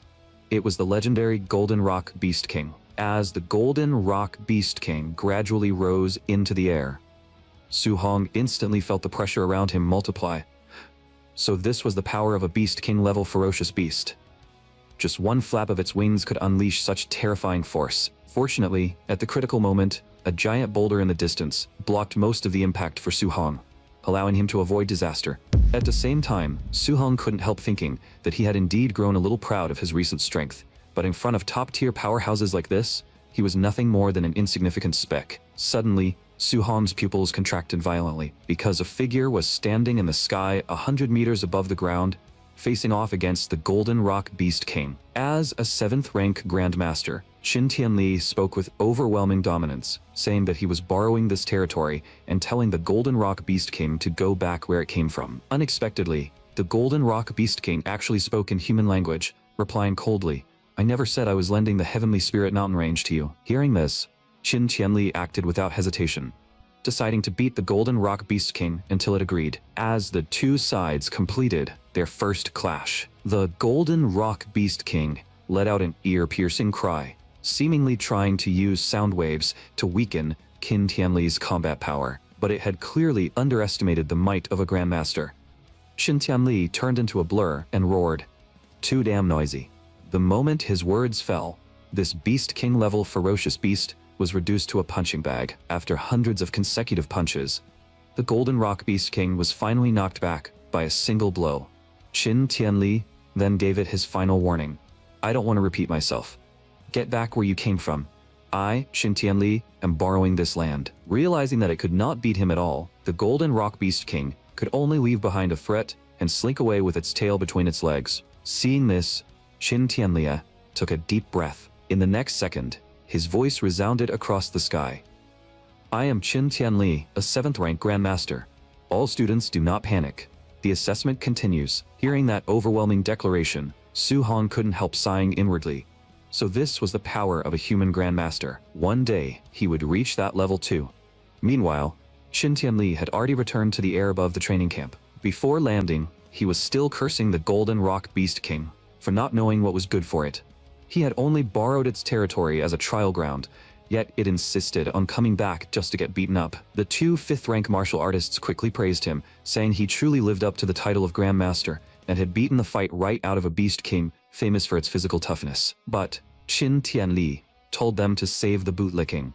If they had time for that, they should hurry back to the monitoring room and see who had managed to withstand the Golden Rock Beast King's pressure just now. Through the surveillance replay, the three of them found that most students had been completely unable to move under the pressure. What caught Qin Tianli's attention, however, was that someone had killed a late Tier 1 Black Tiger and still easily endured the pressure afterward. He learned that this person was Wang Tiantuo, the son of New City's City Lord.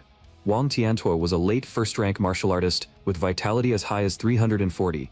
Aside from having 95% fire attribute compatibility, he also possessed the immensely powerful barbarian god body. Qin Tianli gave him high praise. Lin Xinghe and Xiaoyan also earned his approval. One of them relied on 96% wind attribute compatibility, along with late 1st rank strength, to escape the pressure range using agile movement techniques. The other only had mid 1st rank strength and 95% wood attribute compatibility, but she could use spiritual mind power to offset the impact. When Qin Tianli asked whether anyone else had withstood the impact, especially students from New City First High, Bai Mu looked through the files and said that the dozen or so people who endured the pressure were mostly from major families. As for the 3 students from First High, they had all only broken through to martial artist level recently. Hearing this, Qin Tianli immediately lost interest and waved his hand, telling Bai Mu not to continue. He felt that New City First High did not live up to its reputation. But unexpectedly, Lin Ze beside him suddenly exclaimed, "What's going on with this guy? He just went through the Golden Rock's pressure, and he still has the strength to hunt ferocious beasts?" The person on the screen was none other than Su Hong, who was wildly slaughtering giant tusk boars. As for Bai Mu, the moment she saw the file, her mouth twitched uncontrollably, and even her words became unsteady. "He's that monster from New City First High." After hearing that, Lin Ze snatched the file from Bai Mu's hand. He wanted to see what kind of monster could make her make such a fuss in front of a Grandmaster, but in the next second, Lin Ze froze completely. This guy really was a monster. That instantly sparked Qin Tianli's curiosity. As he tore the file free, he criticized them, saying, "You two are 5th rank martial artists at least. What kind of genius haven't you seen before? Looks like you're still too young and lacking composure." But after taking one look, Qin Tianli's eyes instantly became bloodshot. Only one thought remained in his mind. What the hell, is this kid even human? The file showed that Su Hong not only had 100% compatibility with all attributes, but also possessed a special physique. With raw physical strength alone, he could rival a late 1st rank martial artist. At that moment, Qin Tianli was even more excited than the two of them. He simply couldn't believe that a monster like this had actually appeared in a backwater place like New City. Then he tightly clenched the file in his hand. A once-in-a-thousand-years monster like this? He had truly struck gold. After calming himself down, Qin Tianli asked Bai Mu why Su Hong was still only at early 1st rank. With his talent, his vitality should not be only 123. When Bai Mu answered that Su Hong was cultivating all 7 guidance techniques at the same time, Qin Tianli instantly flew into a rage, cursing the president of the Starlight Martial Artist Association as an idiot. Something this important had not been explained clearly to the kid. If this kept going, even an immortal would be ruined by her. At that moment, someone came in to report that the students had begun arriving at the training camp one after another. When Qin Tianli went outside, the first people he saw were Wang Tiantuo, and the other two top geniuses. After that, many more participants staggered into the camp, one after another. Since he still had not seen Su Hong, Qin Tianli could only remain in the air above the camp and wait. He couldn't help muttering inwardly, wondering why that monster named Su Hong still hadn't arrived. Had the kid gotten lost? He had better not let this precious treasure get eliminated. Only when he saw a figure slowly approaching did Qin Tianli finally breathe a sigh of relief. "Brat, you finally made it." 5 more minutes, and the assessment would have been over. As for Su Hong, he also felt relieved. He had finally made it in time. He had been so focused on earning martial points that he had almost forgotten the time. But the moment Su Hong walked into the center of the camp, everyone looked at him curiously, wondering why he looked so battered. The suited man and the buzzcut man also noticed Su Hong, but since they had just passed the assessment, now was not the right time to make a move. They could only decide to find another chance for revenge later. Even Wang Tiantuo, Lin Xinghe, and Xiao Yan became interested in Su Hong because someone who passed at the very last moment was either an expert or a complete rookie. After gathering all the students who had passed the assessment, Lin Zhe began introducing the camp's facilities and rules. The camp had a gravity training room, a movement technique training room, and a ferocious beast combat room. It also had a martial arts pavilion, where students could exchange contribution points for martial techniques, pills, and weapons, with the currently available highest grade being level 1. But to use any of these facilities, they needed enough contribution points. And there was only one way to earn contribution points: passing different training subjects. Those who performed exceptionally well would also receive extra rewards. After the rules were announced, Lin Zhe told everyone to follow him back to the dorms and rest. But once Su Hong heard how the system worked, his interest only grew. This training camp was exactly the right place for him. The moment he returned to his assigned single dorm room, his first thought was simple. From now on, he no longer had to worry about anyone seeing him cultivate or upgrade. After confirming that no one else was in the room, he immediately sat cross-legged on the bed and poured all the martial points he had accumulated into his mortal body. Soon, a burning heat swept through his entire body, and the system notified him that his mortal body had met the conditions for evolution. In the next moment, his whole body was covered in a blood-red glow, and only one thought remained in his mind. What kind of heaven-defying physique would this evolve into? As all of his martial points fully flowed into his mortal body, Su Hong felt as if the blood inside him had begun to boil, while thick blood energy surged out from within him. Fortunately, the pain did not last too long. Once that energy gradually settled down, he knew that his mortal body had successfully completed its evolution. Su Hong immediately opened the system panel and saw that his evolved physique was called the Overlord body, known as the strongest physique in terms of pure strength. He was stunned for a moment. He had never heard of this physique before, and the progress percentage behind its spirit rank clearly meant that the Overlord body could continue upgrading.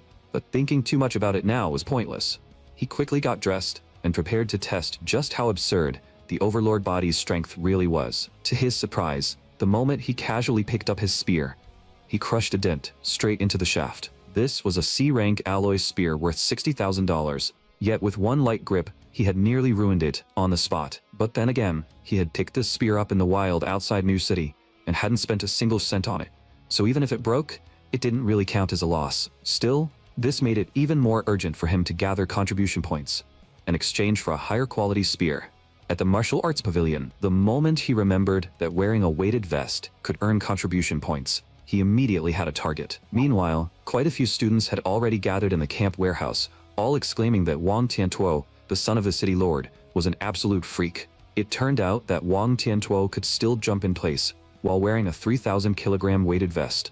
A normal first-rank martial artist could only handle a few hundred kilograms at most. Even Lin Xinghe and Xiao Yan couldn't help calling him a brute bull, saying his strength was basically no different from a monster's. This scene happened to be seen by Qin Tianli and the others in the monitoring room, and they also sighed in amazement. Wang Tiantuo's barbarian god body truly lived up to its name, but Bai Mu was clearly more concerned about something else. She asked Grandmaster Qin about Su Hong cultivating all 7 guidance techniques at once. Should we find a chance to explain it to him tomorrow? Qin Tianli shook his head and said they could not be so direct. Geniuses were proud. The harder they tried to persuade him, the more likely it was to backfire. They had to find a way to make him give it up on his own. As he spoke, he turned to Lin Zhe and asked whether the martial artists arranged for the night raid had finished gathering. Lin Zhe gave a wicked smile and said it would take a little more time, but these students had just finished the entrance assessment and were probably relaxing. A sudden attack right now would definitely be exciting. But then Qin Tianli added that Lin Zhe should arrange a late first-rank martial artist for Su Hong. He wanted that kid to be completely crushed first, then he would explain the drawbacks of cultivating 7 guidance techniques. By then, Su Hong would naturally listen and give it up. Hearing this, Lin Zhe and Bai Mu both felt that Qin Tianli had lost his mind. A late first-rank martial artist had vitality over 400, and combat power close to 5,000. If Su Hong's Dao heart was truly shattered, wouldn't they be destroying this monster with their own hands? But Qin Tianli did not see it that way. In his eyes, if Su Hong's martial will could be shattered that easily, then it would only prove that he was trash to begin with. Su Hong knew nothing about what was about to happen. At that moment, he had already gone straight to the camp warehouse, and from the conversations ahead, he learned that Wang Tiantuo seemed to have gone to the gravity training room. Since everyone had gone to watch Wang Tiantuo train, Su Hong figured he might as well check it out later too. After picking up the smart wristband used to calculate points, he had only just walked over to the weighted vests when the 10-ton number on one of them startled him. Who the hell was supposed to wear something like that? But after actually trying it, he realized he could barely put it on. The problem was that it would severely affect his movement. After a series of tests, Su Hong finally chose a 5-ton weighted vest. This weight did not feel too difficult for him, and he could still move freely. For his current state, it was just right. Still, he couldn't help wondering how much weight Wang Tiantuo was using. The guy was a late first-rank martial artist, so he should be a little stronger, right? To understand how these top geniuses trained. Su Hong quickly put on the weighted vest and walked outside. When he arrived at the gravity training room, everyone around him was talking about how Wang Tiantuo was basically not human. The guy had entered the gravity room without even taking off his 3-ton weighted vest, and he had set the gravity to double. But when Su Hong saw Wang Tiantuo on the monitor struggling a little under 6 tons of total pressure, he suddenly realized something. He might have seriously underestimated how powerful the overlord body was. Otherwise, Wang Tiantuo's weighted vest would not have been only 3 tons. Just then he noticed 2 familiar figures nearby. When Su Hong asked why they were not going in to train, Chen Shan and Li Tu could only explain that everyone here was more monstrous than the last.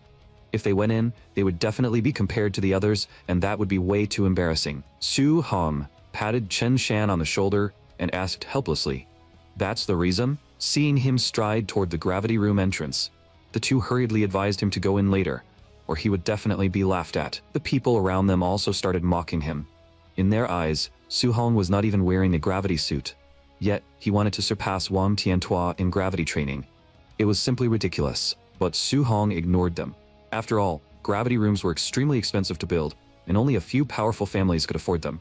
Ordinary martial artists like him normally had no chance to use one, so there was no way he would waste this opportunity. Right now, he was wearing a 5-ton weighted vest. If he turned on double gravity, that would be equivalent to 10 tons of pressure, and he could probably only last a little over 10 minutes. So, Su Hong eventually set the gravity to 1.5 times. That way, he could at least hold on longer. But the moment he pressed the start button, his entire body felt like it weighed a ton, becoming terrifyingly heavy. Seeing Su Hong's performance on the monitor, the people mocking him laughed even louder, saying that a bottom feeder was a bottom feeder. He was already struggling at only 1.5 times gravity. Fortunately, Su Hong quickly adapted to the weight. At the same time, he realized that cultivating guidance techniques under this kind of pressure was much harder, but the cultivation speed was clearly much faster than outside. Just like that, 2 hours passed. When Su Hong let out a long breath and ended his cultivation state, he discovered that aside from his lightning and fire guidance techniques, all the other guidance techniques had actually risen by 1 level. Even his vitality had increased from 126 to 130. That instantly excited him. If the gravity room was already this effective, then the movement technique room and the ferocious beast combat room definitely would not be bad either.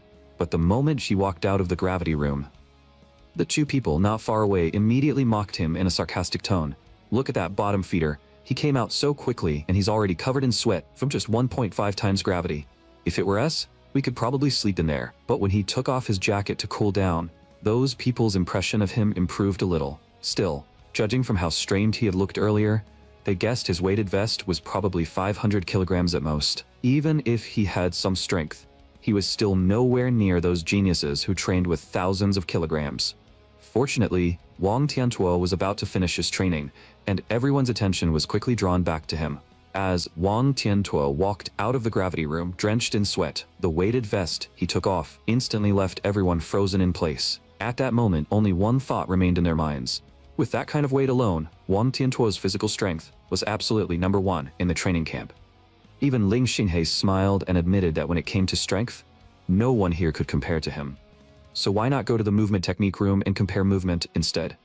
But Wang Tiantuo rejected him without hesitation. Only an idiot would compare movement techniques with Lin Xinghe, especially since Lin Xinghe practiced an E-rank movement technique and had the wind attribute, which was famous for speed. Hearing this, Su Hong immediately became interested.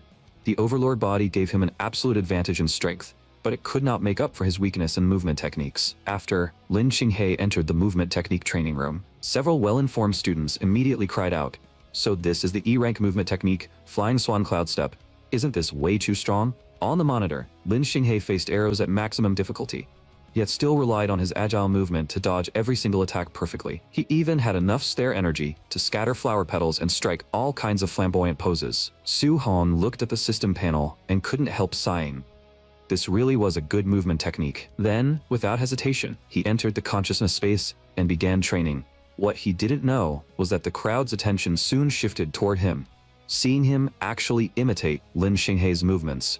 Everyone immediately laughed at him, thinking he must be an idiot. Did he really think he could learn Flying Swan Cloud Step just by watching it once? But Su Hong knew nothing about the outside world's comments. He was fully immersed in the consciousness space, following Lin Xinghe's movements to train the technique. Only when the system notification came, saying that Flying Swan Cloud Step had officially reached the beginner stage, did he finally stop moving and end the practice. At the same time, he couldn't help complaining inwardly that Lin Xinghe's movements were way too flamboyant. If he had ever seen a normal version of Flying Swan Cloud Step, he would never have learned this guy's style. Still, now that he had learned the movement technique, there was no need to waste more time in the movement room. The extra time could be spent in the ferocious beast room, hunting beasts, earning more martial points, and raising his vitality. But the moment he returned to reality, he heard people discussing how his movements just now had been ridiculously flamboyant and actually carried a bit of Lin Xinghe's signature flair. If they tried it, they definitely could not imitate it that well. Once Su Hong realized what had happened, he froze awkwardly on the spot.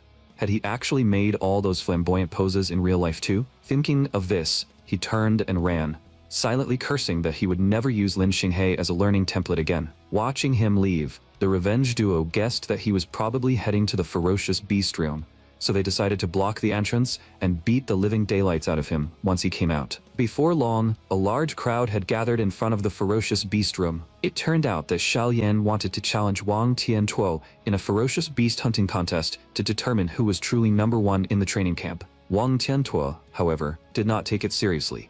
He did not believe Xiao Yan could beat his barbarian god body with spiritual mind power alone. Su Hong happened to see all of this.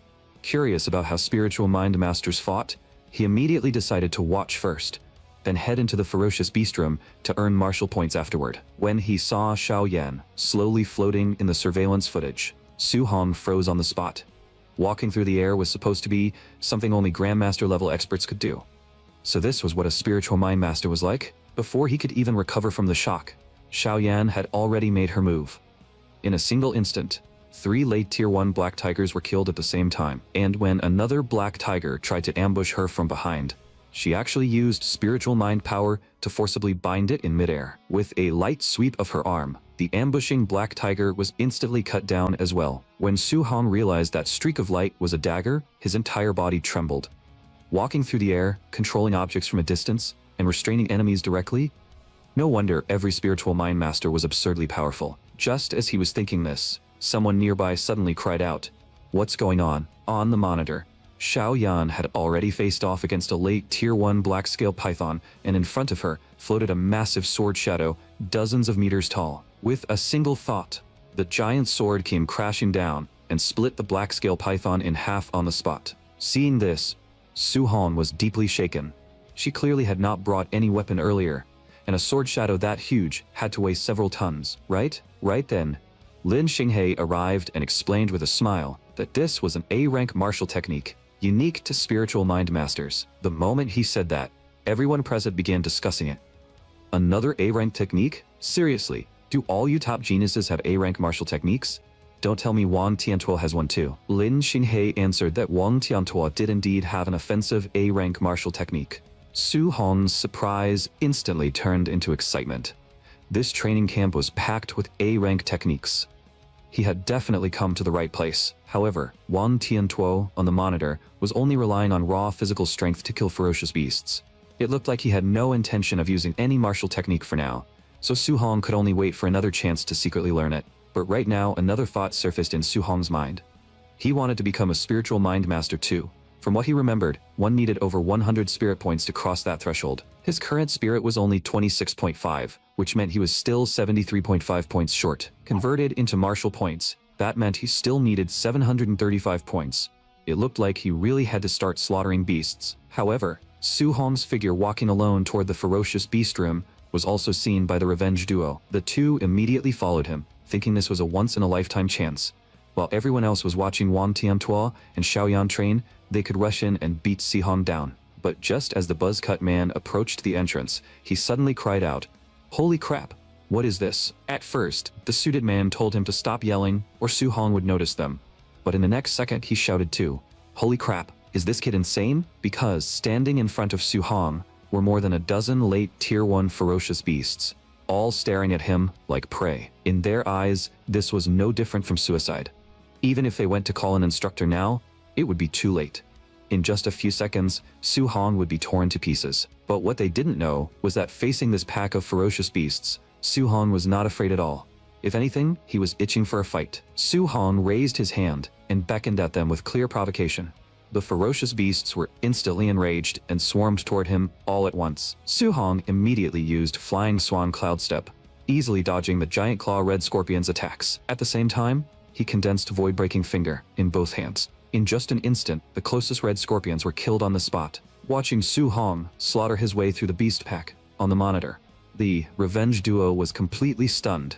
They even wondered as they were dreaming, because if this were a mid-first rank martial artist, they would still be dead, for sure. But when the buzz-cut man said that movement technique looked familiar, the suited man suddenly reacted. Wasn't that Lin Xinghe's Flying Swan Cloud Step? Yet, they both knew very well that Su Hong came from an ordinary first high. Logically, he should never have had access to such a high-quality movement technique. The only possibility was that he had watched Lin Xinghe perform it earlier and forcibly mastered it with his own talent. The more the buzz-cut man thought about it, the guiltier he felt. He couldn't help suggesting that maybe they should forget about revenge, because even if the two of them teamed up, they probably still wouldn't be enough for Su Hong to beat. But the suited man couldn't swallow that anger. He refused to accept that a poor student from an ordinary school could stand above him, much less possess such heaven-defying talent. Unexpectedly, the buzz-cut man raised a trembling hand and told him that before he went looking for trouble with Su Hong, he had better look inside first. With just one look, the wooden club in the suited man's hand slipped and fell to the ground. Because during the short time they had been talking, Su Hong had already killed all those dozen-plus late Tier 1 ferocious beasts. What left Su Hong speechless was that all those beasts together had only given him 81 martial points. Clearly, the stronger he became, the harder martial points were to earn. Just then, the second round of ferocious beasts was released into the combat room. Su Hong understood that he had no time to rest, so he immediately stood up and prepared to continue fighting. But unexpectedly, the leading three-eyed mad lion launched a sneak attack first. Unfortunately, it had clearly underestimated the human standing in front of it. Su Hong threw out one perfect level Vajra Fest, and the three-eyed mad lion was smashed to the ground on the spot.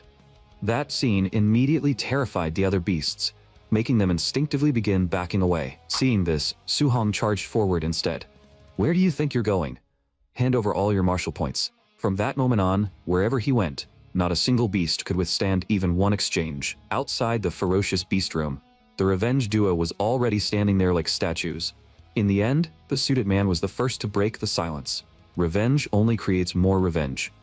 "I've decided to forgive him," the buzz-cut man quickly added. "Then let's hurry up and leave before that monster beats us up again." Just as the two were about to sneak away from the area in defeat, someone suddenly called out to them. "Weren't you two going to get revenge? What happened? Did that kid already beat you half to death?" The moment they heard the words, "beat him," both of them froze in place. Only one thought remained in their minds. Beat him? If they had not been smart enough, they would probably be lying on the ground like dead dogs right now. At the same time, Wang Tiantuo, and Xiaoyan happened to walk out of the ferocious beast room. Everyone soon learned that Wang Tiantuo had earned a total of 280 contribution points, while Xiaoyan had earned 270. The crowd immediately exploded. After all, one late Tier 1 ferocious beast was only worth 5 contribution points. Calculated that way, the two of them had each killed around 50 to 60 beasts. The contribution points from the weighted vest training were also settled at this time. Wang Tiantuo received 100 points, while Xiaoyan only received 50. The others could not compare with these two top geniuses, but most of them had still earned around 20 to 30 contribution points. But when the crowd began discussing how Lin Xinhe's score would definitely be insane too, and how everyone else was doomed to miss the top 3 as long as those 3 monsters were around, the buzz-cut man and the suited man felt a smug sense of satisfaction. These people were too ignorant. There was an even more terrifying monster in the training camp, and that guy stood completely above those 3 freaks. 1 hour later, Su Hong finally stopped hunting ferocious beasts. After such a long stretch of high-intensity fighting, even Su Hong with the overlord body was starting to feel seriously exhausted. Unfortunately, he was still quite far from gathering the 735.5 martial points he needed. The only good news was that hunting ferocious beasts and using the weighted vest had earned him a total of 700 contribution points, so he could at least visit the martial arts pavilion and see what he could exchange for. So, under the cover of night, Su Hong went to the martial arts pavilion. The girl at the front desk quickly handed him an item list. After checking it, Su Hong realized that pills did not require too many contribution points, but anything involving an E-rank martial technique or movement technique started at 2,000 contribution points at the cheapest. Just as he was thinking about what to exchange for, the front desk girl became a little impatient. In her eyes, Su Hong was only an early first-rank martial artist, so he probably couldn't afford a single thing here. He was simply wasting her time. Even when Su Hong asked whether the spirit-gathering pill on the list was the kind of pill that could raise spirit, her tone remained perfunctory. She merely explained that the spirit-gathering pill only worked the first time it was taken, and the higher its grade, the stronger the effect. Hearing that, Su Hong immediately found the highest grade spirit-gathering pill on the list and saw that it cost exactly 500 contribution points. So he said right away, "Give me one 4th-rank spirit-gathering pill first." That completely caught the front desk girl off guard. She couldn't help reminding him that a 4th-rank spirit-gathering pill cost 500 contribution points, not 50. But when she saw that Su Hong's points wristband showed a full 700, she was instantly shocked, speechless. Seeing her attitude make a complete 180 as she handed over the packaged spirit-gathering pill, Su Hong simply exchanged for a lightning-fire dual-attribute alloy spear as well. After returning to his dorm, he began summarizing everything he had gained today. This C-rank lightning-fire spear had cost him 200 contribution points. His vitality and guidance techniques had also improved, and he had earned 490 martial points. Calculated together, his gains today were greater than what he had achieved over the entire previous week. If he used all those martial points to raise his spirit, then added that to his original 26.5 spirit, he would still be 25.5 points short of the 100-point threshold. Now he could only hope that this spirit-gathering pill would give him the full 25.5 spirit points he needed. With that thought, Su Hong swallowed the pill in one gulp. Spiritual Mind Master, he was going to become one for sure. Unexpectedly, the moment the spirit-gathering pill entered his stomach, its effect quickly spread. Not only did it ease the exhausted nerves he had strained from hunting ferocious beasts, but even his mind became incredibly clear, as if everything around him could be sensed with perfect sharpness. When Su Hong opened his eyes again, his spirit had risen from 26.5 to 50.5, increasing by a full 24 points. Unfortunately, even after adding the spirit that 490.5 martial points could provide, he was still 0.5 points short of the spiritual mind master threshold. Su Hong was left feeling a little speechless. If he had known this would happen, he would have killed one more ferocious beast earlier. Now, he could only find a way to gather the final 5.5 martial points tomorrow. What he didn't know was that at this moment, a large group of martial artists had already gathered inside the training camp warehouse. They were all discussing which new students they were about to ambush in the upcoming night raid. The leading few were especially curious. Bu Jingfeng was clearly training at a martial arts university, so why had he also been called over like them to babysit these so-called geniuses? Bu Jingfeng was clearly irritated by this. He coldly said that if he were still in high school, this bunch of so-called geniuses would not even be qualified to serve as his sparring partners. The tall, burly man laughed and said that the Wang Tiantuo he was responsible for had vitality as high as 340. If they really compared him to Bu Jingfeng back then, Wang Tiantuo was actually quite a bit stronger. The other two also showed their own assignment forms, One was responsible for Lin Xinghe, who had 310 vitality, while the other was assigned to a spiritual mind master whose combat power was far beyond that of ordinary martial artists. Only then did Bu Jingfeng look down at his own assignment form. The next second, he cried out in disbelief. Why are all your students so strong, while mine is some little trash with only 123 vitality? The moment he said that, everyone gathered around, all thinking that the higher-ups must have made a mistake. After all, Bu Jingfeng was the strongest person among them. Logically, there was no reason to send him to ambush some early first-rank student. Unexpectedly, Qin Tianli's voice suddenly rang out. There's no mistake. Your opponent is him. This Su Hong is not as simple as he looks. Qin Tianli continued, his combat power is enough to rival a late first-rank martial artist. It's not written in your file, but you'll understand once you fight him. Hearing this, the others were all shocked. They had never heard of a new student with such low vitality being able to rival a late first-rank martial artist. But Bu Jingfeng still couldn't get interested. In his eyes, his own vitality was already close to 500. Even if Su Hong really was a monster, fighting him would still be bullying a greenhorn who had barely stepped onto the path. But Qin Tianli suddenly slapped the back of his head. If I told you to fight, then fight. Cut the crap. And go all out. It'd be best if you beat Su Hong until he doubts his own existence. Bu Jingfeng was completely confused. He even wondered if Qin Tianli had some kind of grudge against the student. If he actually crippled the kid, he was not taking responsibility. But when Bu Jingfeng looked up, he saw Qin Tianli wearing a terrifying smile. Just beat him until he's crippled. If you really cripple him, not only will I not blame you, I'll even give you a generous reward. Although everyone felt that this new student named Su Hong was kind of pitiful, they still followed the orders and began moving out. After they reached the dorm building and found their assigned targets, confused shouts quickly rang through the night, and someone even yelled in panic, asking if he could at least put on a pair of underwear first. Hearing the commotion outside, Su Hong instantly woke up. With just one glance, he saw that his door had been sliced open by some kind of sharp weapon. Immediately after that, a figure rushed into the room. Then a blade slashed heavily into the spot where Su Hong had been moments earlier. This made Su Hong fall into thought. He had heard that the myriad races often hunted human geniuses to weaken humanity's strength. Could this person be one of them? So he casually grabbed the lightning fire spear beside him and began estimating the opponent's strength in his mind. Based on the movement technique the person had used while leaping into the air, Su Hong quickly realized that this was not someone from the myriad races, but a human late first-rank martial artist. At that thought, the corner of his mouth lifted slightly, because as long as he defeated this person, he could gather the remaining 5.5 martial points and officially become a spiritual mind master. Seeing Su Hong take a fighting stance and prepare to fight, Bu Jingfeng froze. Was this guy out of his mind? He was only an early first-rank martial artist, yet instead of running away, he actually chose to face him head-on. However, the moment their weapons truly collided, Bu Jingfeng finally realized that everything Qin Tianli had said was true.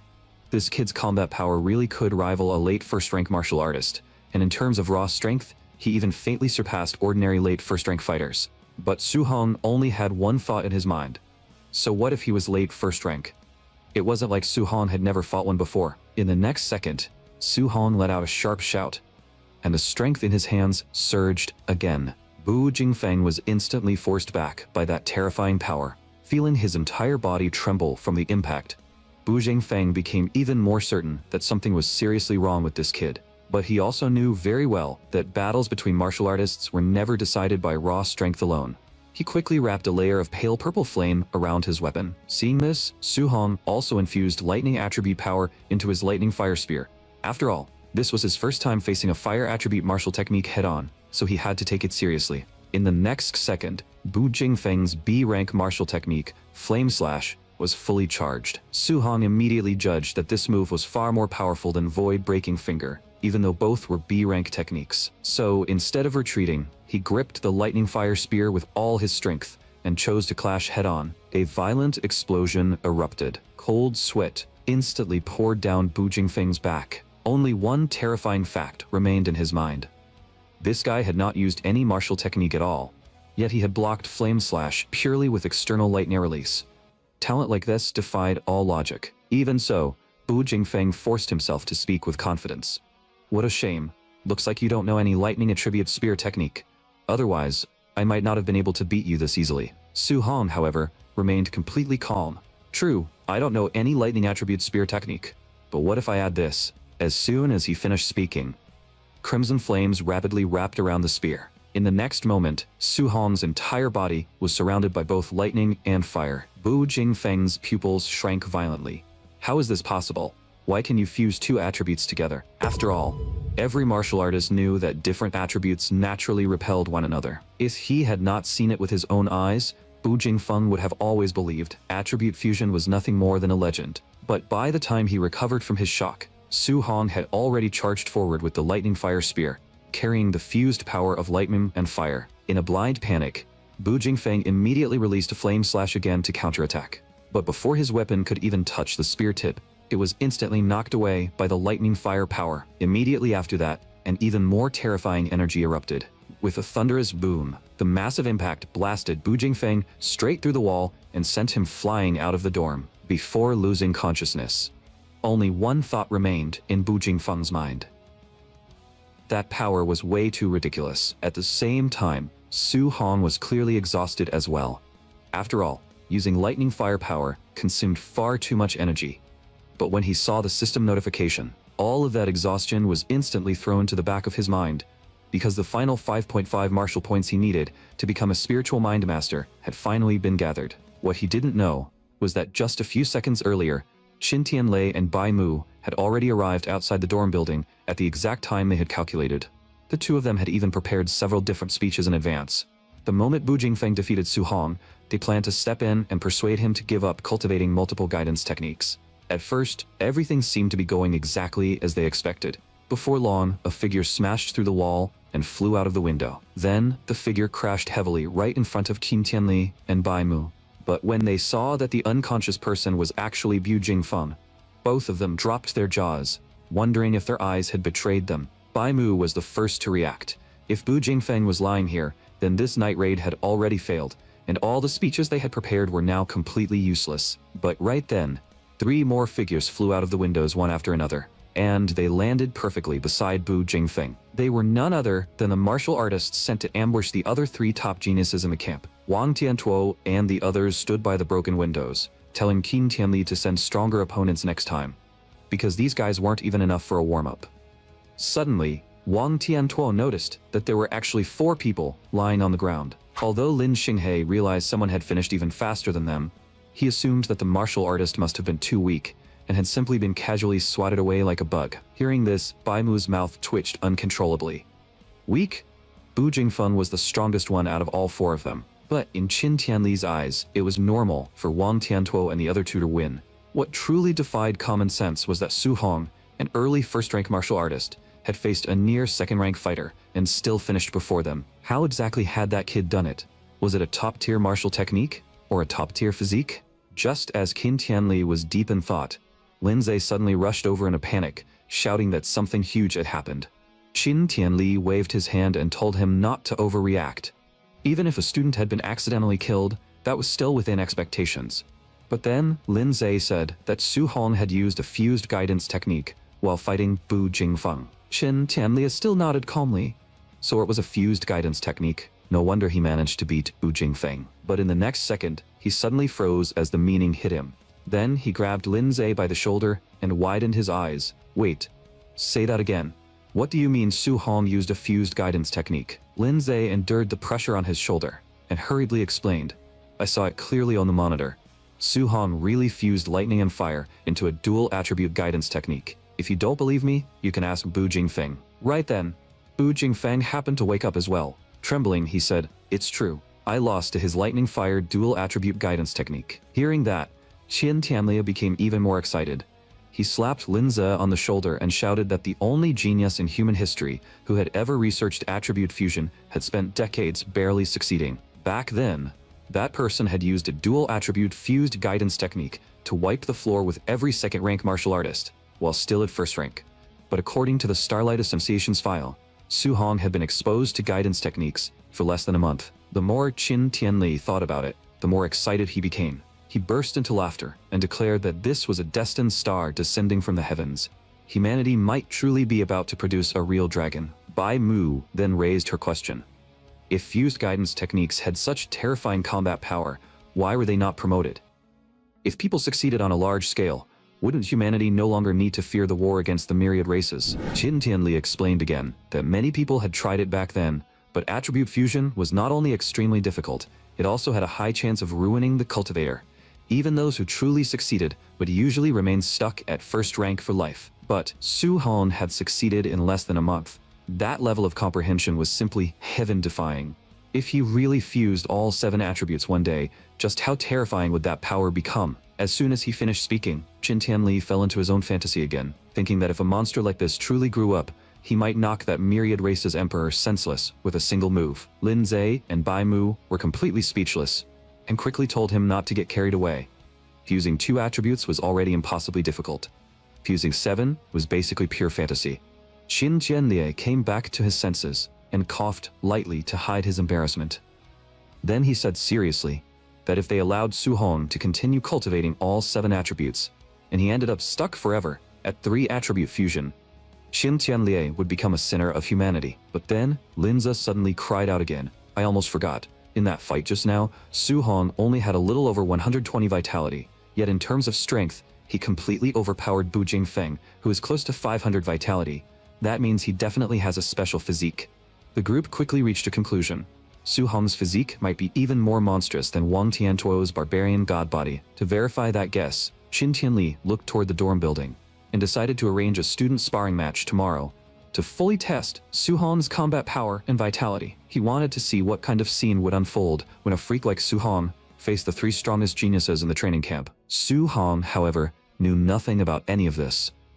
At that moment, he was inside his room, opening his system panel. Then, he poured all the martial points he had accumulated into a spirit in one go. Before long, a strange sensation spread from deep within his mind. It felt as if he had suddenly grown an invisible third arm. It was unfamiliar, yet strangely eerie. When the airflow surrounding his body gradually dispersed, Su Hong's spirit officially broke through 100. In the next second, he suddenly noticed the objects in the room. With a single thought, the bed slowly floated into the air. Seeing that the objects around him could now be controlled at will, Su Hong finally confirmed that he had lived up to his expectations and officially become a spiritual mind master. Just like Xiao Yan, he could now control objects to attack and even walk through the air. As for Xiao Yan's powerful martial technique that belonged exclusively to spiritual mind masters, Su Hong naturally had to find a way to get his hands on it too. But early the next morning, a broadcast suddenly echoed through the dorm area, demanding that everyone gather within 1 minute. Being even 1 second late would cost them contribution points. With no other choice, all the students rushed downstairs, complaining the whole way that this training camp was ridiculous. They had just been ambushed last night, and now they were not even given time to recover. After everyone gathered in the open area, Lindsay finished counting and realized that not a single person was missing. He gave them a thumbs up and said, I originally thought quite a few of you would be beaten so badly you couldn't crawl out of bed. Not bad, as expected of the geniuses selected from different regions. At that moment, the buzzcut man raised his hand to complain. He said that he could have beaten the martial artist who attacked him last night, but the guy didn't even let him put on underwear and kept aiming straight at his crotch. Lin Zhe was so furious he actually laughed, asking him on the spot if the attacker last night had been an assassin from the myriad races. Would he also ask the enemy to wait until he put on his underwear? The crowd instantly burst into laughter, and the suited man even joked that from now on, they might as well call him Underwear Bro. Su Hong could understand why the buzzcut man felt wronged. Instructor Ling was right that real combat never waited for anyone to get ready. But after being exhausted all day yesterday, and then ambushed in the middle of the night, it was normal for people to feel upset. Lin Zhe then announced that he knew many of them were unconvinced, so today he would give everyone another chance to prove themselves. A full assessment would be held shortly. Vitality, combat power, spirit, strength, speed, and mastery of martial techniques would all be tested. After the assessment, there would also be a practical combat ranking. The top 10 students would receive different amounts of contribution points every day, but everyone knew very well that as long as Wang Tiantua, Lin Xinghe, and Xiao Yan were here, the others basically had no chance of touching the top 3. Su Hong, however, became interested. A full assessment and combat ranking? He wondered how many contribution points first place would get every day. Soon, everyone was brought to the temporary testing field inside the warehouse. Qin Tianli immediately spotted Su Hong, hidden in the crowd, and thought that this kid really did not stand out at all when mixed among everyone else. Unexpectedly, the person beside Su Hong looked proud, thinking Qin Tianli was looking at him with approval. Su Hong couldn't help roasting him inwardly. Bro, you're definitely overthinking it. The person being watched by the Grandmaster should be him. At that moment, Qin Tianlie spoke up, saying that he had high hopes for everyone here. Because of that, the student ranked first overall in this assessment would receive an additional reward. 1A rank martial technique, or movement technique. The moment he said this, everyone became extremely excited. After all, A rank martial techniques weren't exactly handed out like candy. Aside from major family disciples, most people would never even get the chance to touch one. Wang Tiantuo also became interested, thinking that his family only had a few A-rank techniques. It looked like he could add one more today. Xiaoyan was equally determined to win. She had not expected that getting to choose an A-rank martial technique could be this simple. As for Lin Xinghe, he believed that as long as he obtained a martial technique that could complement his movement technique, no one would dare say speed alone was useless anymore. Faced with such a valuable reward, Su Hong naturally kicked his focus into high gear and decided that he had to go all out in this assessment. What he did not know was that this reward had been deliberately arranged by Qin Tianlie as bait. The goal was to ignite everyone's fighting spirit and see just how strong Su Hong truly was. Then, Qin Tianlie decided to add more fuel to the fire. He directly called Lin Xinghe to test first, Xiaoyan second, and Wang Tiantuo third. This arrangement instantly stirred up the crowd below. Everyone felt that with the three strongest geniuses testing first, whoever came fourth would be sweating bullets. But in the next second, Qin Tianlie called Su Hong as the fourth tester. Everyone's eyes immediately turned toward him, and Su Hong felt speechless inside. As expected, this Grandmaster really had his eyes on him. Out of concern, Chen Shan and Li Tu quickly came over and asked whether Su Hong had offended Grandmaster Qin. Otherwise, why would a 7th-rank Grandmaster target him like this? Quite a few people also recognized Su Hong as the last student to enter the camp. They assumed Grandmaster Qin wanted the 3 strongest to go first, then send up the weakest as a contrast to motivate the underperformers through shame. Only the suited man and the buzzcut man had already seen through everything. They sneered at the same time. What a bunch of idiots. You'll all be stunned in a minute. A few minutes later, the test officially began. Before stepping up, Lin Xinghe smiled and said that combat power testing was not exactly his strong suit. As soon as he finished speaking, he punched the combat power testing machine in front of him. When the machine displayed 4013 combat power, everyone watching found it hard to believe. If this counted as a weak point, then they might not even qualify as absolute trash. But Su Hong knew very well that compared to the terrifying speed Lin Xinghe had shown in the movement technique room, raw physical combat power really was not his strongest area. Still, since Lin Xinghe could cultivate a movement technique of that quality, his offensive martial technique could not possibly be weak. Sure enough, in the next moment, a pale green glow condensed around Lin Xinghe's hand. This was his B-rank martial technique, Cloud Shadow Gale Fist. The number on the machine finally stopped at 5,642. The crowd immediately erupted in shocked cries. After all, 5,600 combat power already met the standard of a 2nd-rank martial artist. But what no one knew was that with just one look, Su Hong had already learned this martial technique to the beginner stage. After Lin Xinghe finished, it was soon Xiaoyan's turn. As a spiritual mind master, her physical body was not her strong point, so her first strike only reached 3,253 combat power. But as Xiaoyan began activating her martial technique, her entire body was instantly wrapped in golden light. Then, above her head, a massive energy hammer slowly condensed into shape. This was exactly the chance Su Hong had been waiting for. So her technique was called Ice Condensation Art. Su Hong immediately grew excited. This training camp was perfect for him. He might really be able to freeload his way to quite a few martial techniques today. As Ice Condensation Art fully formed the giant hammer in midair, Xiaoyan moved it with a thought, and the enormous energy hammer smashed heavily into the testing machine. In the next second, the machine displayed 5942 combat power. The crowd below gasped in amazement. Spiritual mind masters really seemed favored by the heavens. Her explosive power was actually even higher than Lin Xinghe's. What they did not know was that Su Hong had already entered the consciousness space, preparing to comprehend Xiaoyan's ice condensation art as quickly as possible. But once he truly began studying it, he realized that this martial technique was far more complicated than he had imagined. It could condense all kinds of objects, not just weapons, but even tables, chairs, and the forms of ferocious beasts. The closer the condensed object was to something solid, however, the more terrifying the spirit consumption became. With Su Hong's current spirit, it seemed he didn't quite have the chops to fully master this martial technique right away. With that thought, Su Hong had no choice but to pull his consciousness back to reality for now. After all, Wang Tiantuo was next. Missing his martial technique would be a massive waste. Soon, under everyone's expectant gazes, Wang Tiantua stepped onto the testing platform. The surrounding students were all talking about how terrifying the barbarian god body's strength was, giving him an absolute advantage in this kind of combat power test. Su Hong was also curious about just how different Wang Tiantuo's barbarian god body was from his own overlord body. Wang Tiantuo looked at the crowd and said confidently that they should all watch closely, because this punch would show them the absolute gap between them. With a thunderous boom, his fist smashed into the machine and actually stirred up visible ripples across its surface. That punch made everyone curse him as a freak on the spot. With raw physical strength alone, his explosive power was only 300 points lower than Lin Xinghei's score after using a martial technique. Even Qin Tianli gave him a solid evaluation after seeing it.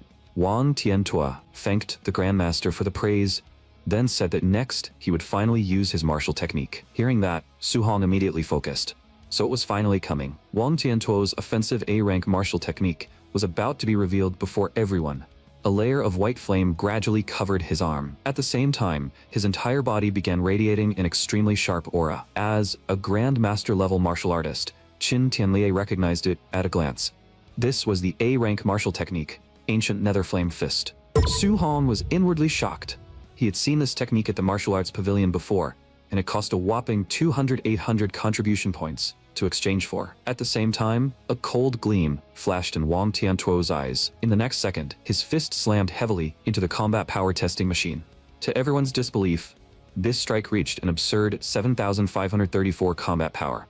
If it were just 500 points higher, it would meet the standard of a mid-second rank martial artist with 600 vitality. Even Qin Tianli couldn't help praising him. Good. Your old man has been talking for half his life about having a child with Grandmaster potential. Looks like he might actually get his wish.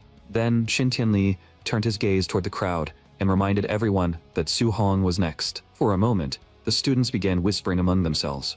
The top three had already performed so ridiculously well that anyone going up now would only embarrass themselves.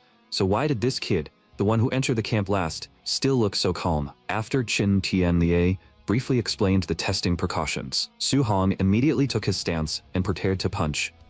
At the same time, he thought to himself that the first place reward from this test was his. In the next second, Su Hong threw a punch without holding anything back. A thick cloud of dust exploded across the entire testing platform. When the number on the machine finally stopped at 6551, everyone present dropped their jaws, unable to believe what they were seeing. Even Qin Tianli broke out in cold sweat. Only now did he realize that he had still underestimated just how monstrous Su Hong really was. In the next second, the crowd instantly erupted.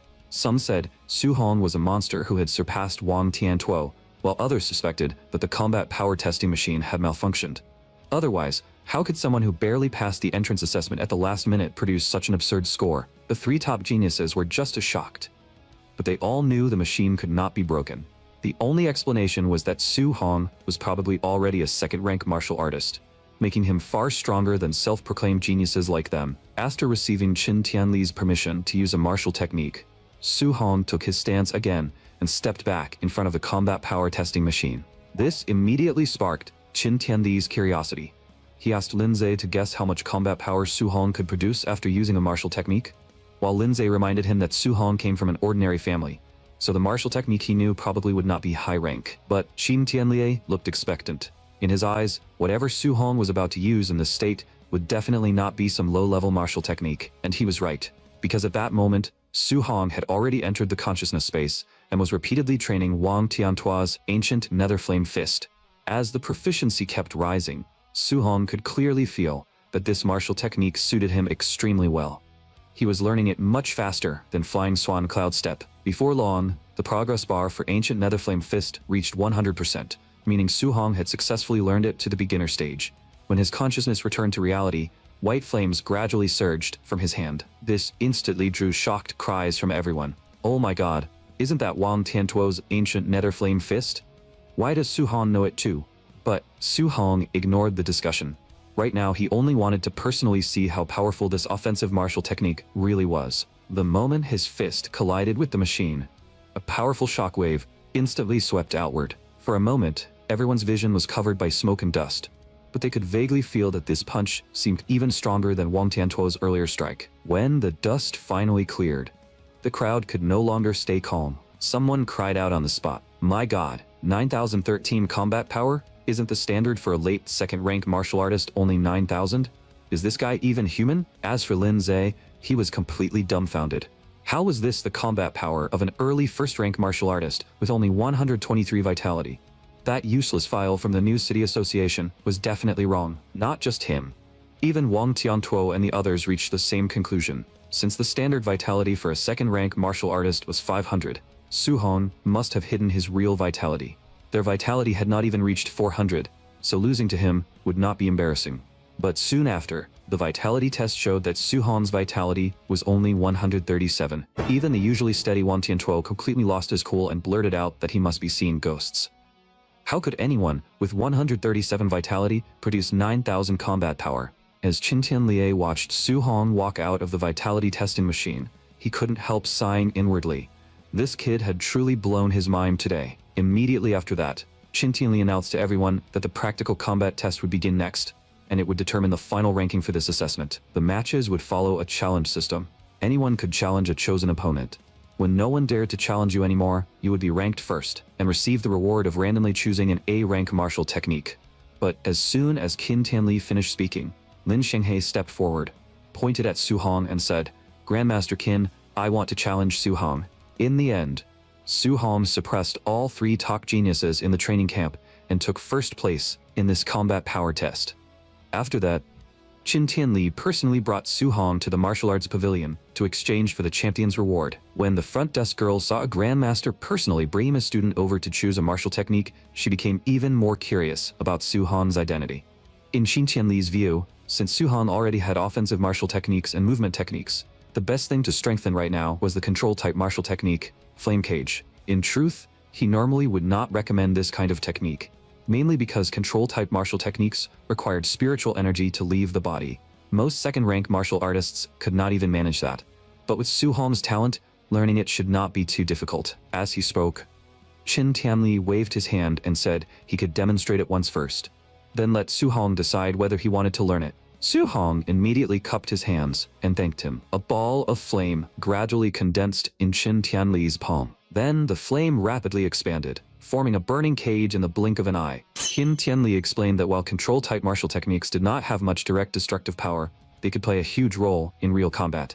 Once an enemy was trapped, following up with an attack could easily turn it into a one-shot kill. But he quickly poured cold water on the idea, saying that maintaining flame cage while attacking at the same time was something even Su Hong could not do right now. He would probably have to wait until reaching 3rd ranked before truly mastering it. Su Hong immediately waved his hand and said that if even Grandmaster Qin said it was that difficult, that he should probably choose something else.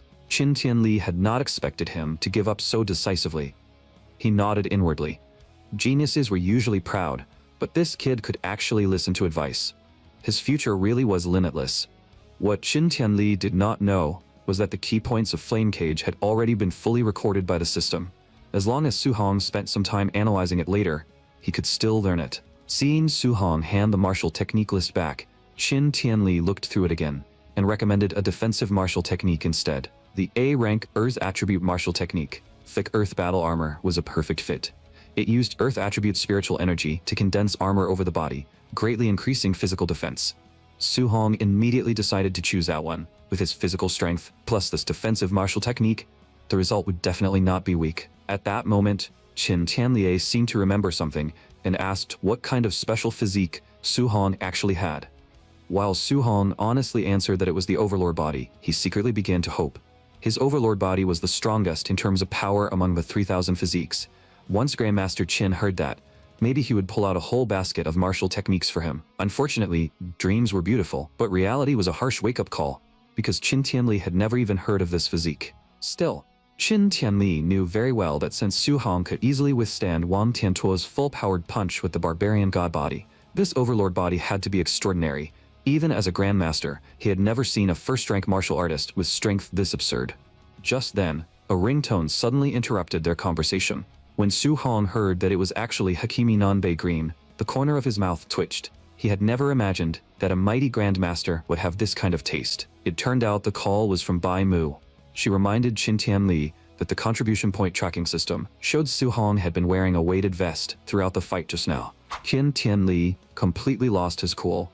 He stared at Su Hong in disbelief and asked why he had not taken the weighted vest off. When Su Hong answered that taking it off would stop him from earning contribution points, Qin Tianli was so shocked that he could not speak for a long while. His mind was filled with one thought: this kid was a complete freak, and from now on he absolutely could not be judged with normal logic. In the end, Qin Tianli could only remind Su Hong helplessly that he should stop obsessing over those tiny contribution points. Once he succeeded in challenging the training camp, there would be plenty of martial technique rewards, so he should hurry up and take the weighted vest off. Seeing this, the front desk girl offered to help send the vest back to the warehouse. Su Hong kindly reminded her that the vest was a little heavy, but she did not take it seriously. She explained that she was the martial arts pavilion administrator and a fully fledged second-rank martial artist, so one vest would not be too much for her. But the moment the weighted vest landed in her hands, she froze on the spot. Because the front desk girl had badly underestimated the vest's weight, the moment it slipped from her hands, it smashed heavily into the ground and left a deep pit in the floor. Only after asking did she learn that the vest weighed a full 5 tons, and this once again completely redefined Qin Tianli's understanding of Su Hong. After calming himself down, Qin Tianli couldn't help calling Su Hong a little monster, then said he had another A-rank martial technique to give him. Qin Tianli knew that Su Hong's preferred weapon was the spear, and Yang Chang's grandmaster Zhang Lin just happened to be a spear grandmaster. That guy had a lightning spear technique that was considered extremely powerful, even among A-rank martial techniques. As long as Su Hong was willing, Qin Tianli would take him to challenge Zhang Lin's student and help him hustle that lightning spear technique out of him. Su Hong hesitated a little, saying that this seemed a little shady. But Qin Tianli snorted, saying Zhang Lin had been mocking New City's training camp as a bunch of trash, so this was the perfect chance to mock him right back. Just like that, the two immediately reached an agreement and decided to head to Yangcheng the next morning to raise some hell. Soon, night arrived. In just one day, the training camp had already repaired Su Hong's damaged room.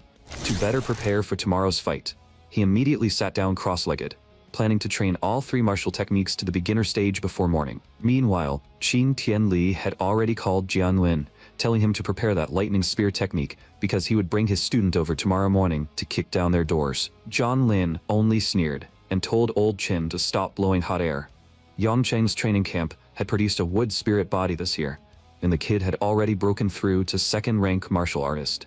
More importantly, in just 2 days, that student had trained a wood attribute control-type martial technique to the level where spiritual energy could leave the body. What was Qin Tianli going to use to fight his student? Following Jiang Lin's gaze, a green-haired young man was still training with all his strength. In the next moment, the young man suddenly opened his eyes. Countless vines immediately spread wildly forward, but before long, those vines stopped moving. Then they gradually began to fade away. Seeing this, Zhang Lin reminded him not to bite off more than he could chew. Control-type martial techniques were not something one could master just by wanting to. Reaching this point was already very impressive. But, in Lin Chunfeng's view, he was confident that he could truly learn the technique to the beginner stage within 1 month. Zhang Lin immediately bragged to Qin Tianli over the phone, saying, "Hear that? My student says he can learn it in 1 month. Even I took nearly 3 months back then.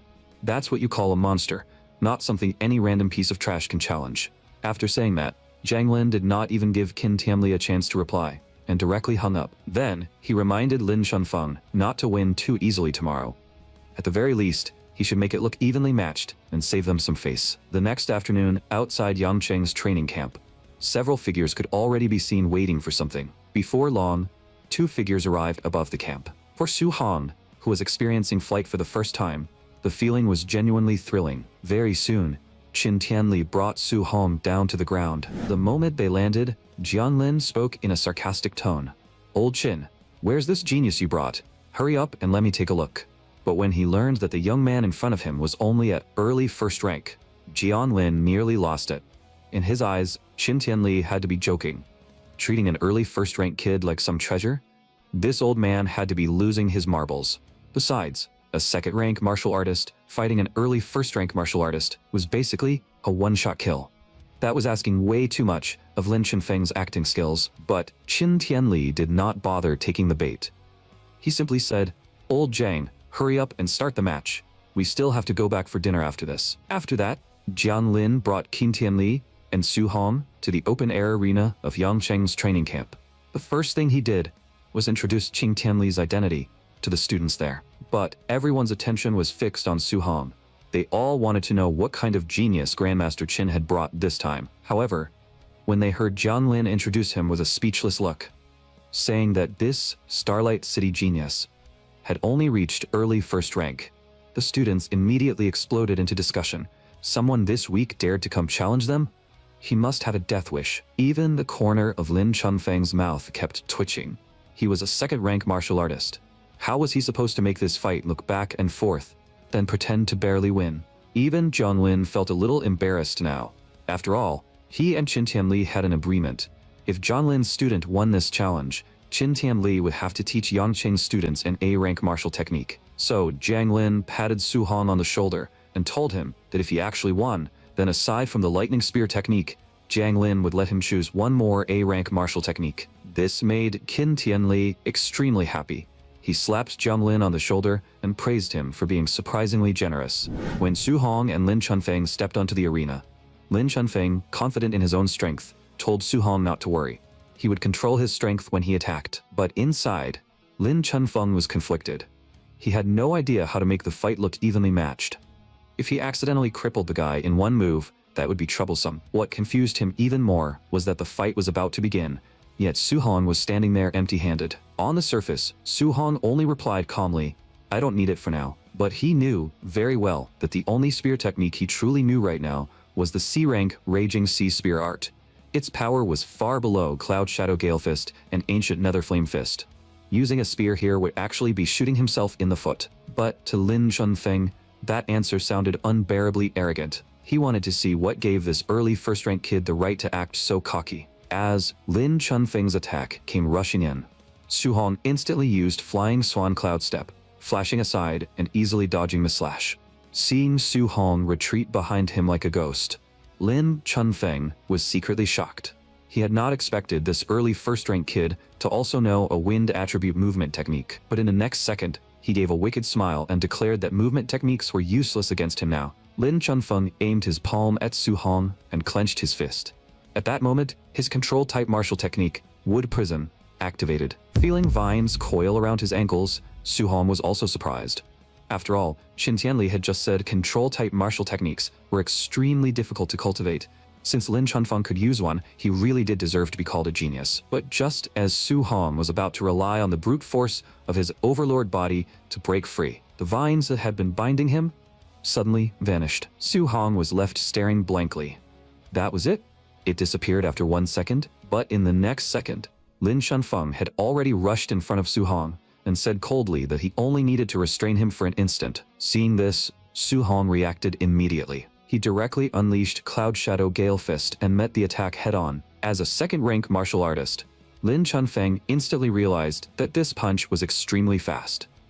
Before his slash could land, Su Hong's fist would probably hit him first. With that in mind, Lin Chunfeng immediately changed tactics and used the A-rank defensive martial technique, Wood Shield. But what he never expected was that Su Hong's punch would pierce straight through the wood shield and slam heavily into his body. Seeing Lin Chunfeng blasted into the air by a single punch, everyone watching was completely stunned. They felt like they had seen a ghost. How could an early first-rank martial artist shatter a defensive technique used by a second-rank martial artist with raw strength alone? In the stands, Qin Tianli burst into laughter and asked Jiang Lin what he thought. Jiang Lin was extremely frustrated, but he still refused to believe that strength alone could win this challenge. Meanwhile, Su Hong launched himself forward, charging toward Lin Chunfeng while he was still flying backward, ready to end the fight with one more strike. But to his surprise, the kick only struck the afterimage Lin Chunfeng had left behind. Just as Su Hong felt surprised, a sharp sound of air being cut suddenly came from behind him. Lin Chunfeng had used an A-rank movement technique to dodge the kick and had circled behind him, slashing down with his sword. Seeing Su Hong dodge his slash once again, Lin Chunfeng had no choice but to admit that Su Hong's strength had far surpassed his imagination.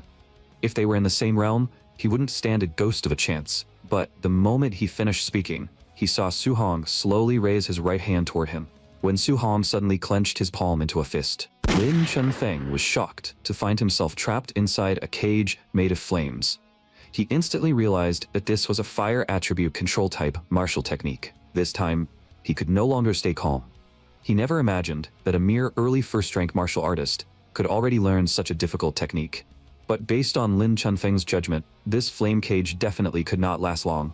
As long as he waited for it to collapse on its own, he would be able to counterattack. However, this scene completely shocked the two grandmasters in the stands. What left Zhang Lin even more speechless was that Su Hong mastering flame cage was already ridiculous enough. But why did Qin Tianli, the person who had taught him the technique, look even more shocked than he did? Zhang Lin suddenly reacted and immediately questioned Qin Tianli. Wasn't this student supposed to be wind attribute? Then where did his fire attribute come from? Qin Tianli knew his chance to flex had arrived, so he stayed calm and said, "He's just multi-attribute. No need to make a scene." Then he deliberately acted shocked and shouted, "Look, what is that white flame on Su Hong's hand?" Following their gazes, they saw that Su Hong had already activated Ancient Nether Flame Fist and was ready to end the fight. Lin Chunfeng's voice trembled with disbelief. "Don't tell me you can maintain flame cage while attacking me at the same time. That's something even third-rank martial artists struggle to do." Su Hong did not explain. He answered with action. In the next second, he threw a full-powered punch straight at Lin Chunfeng.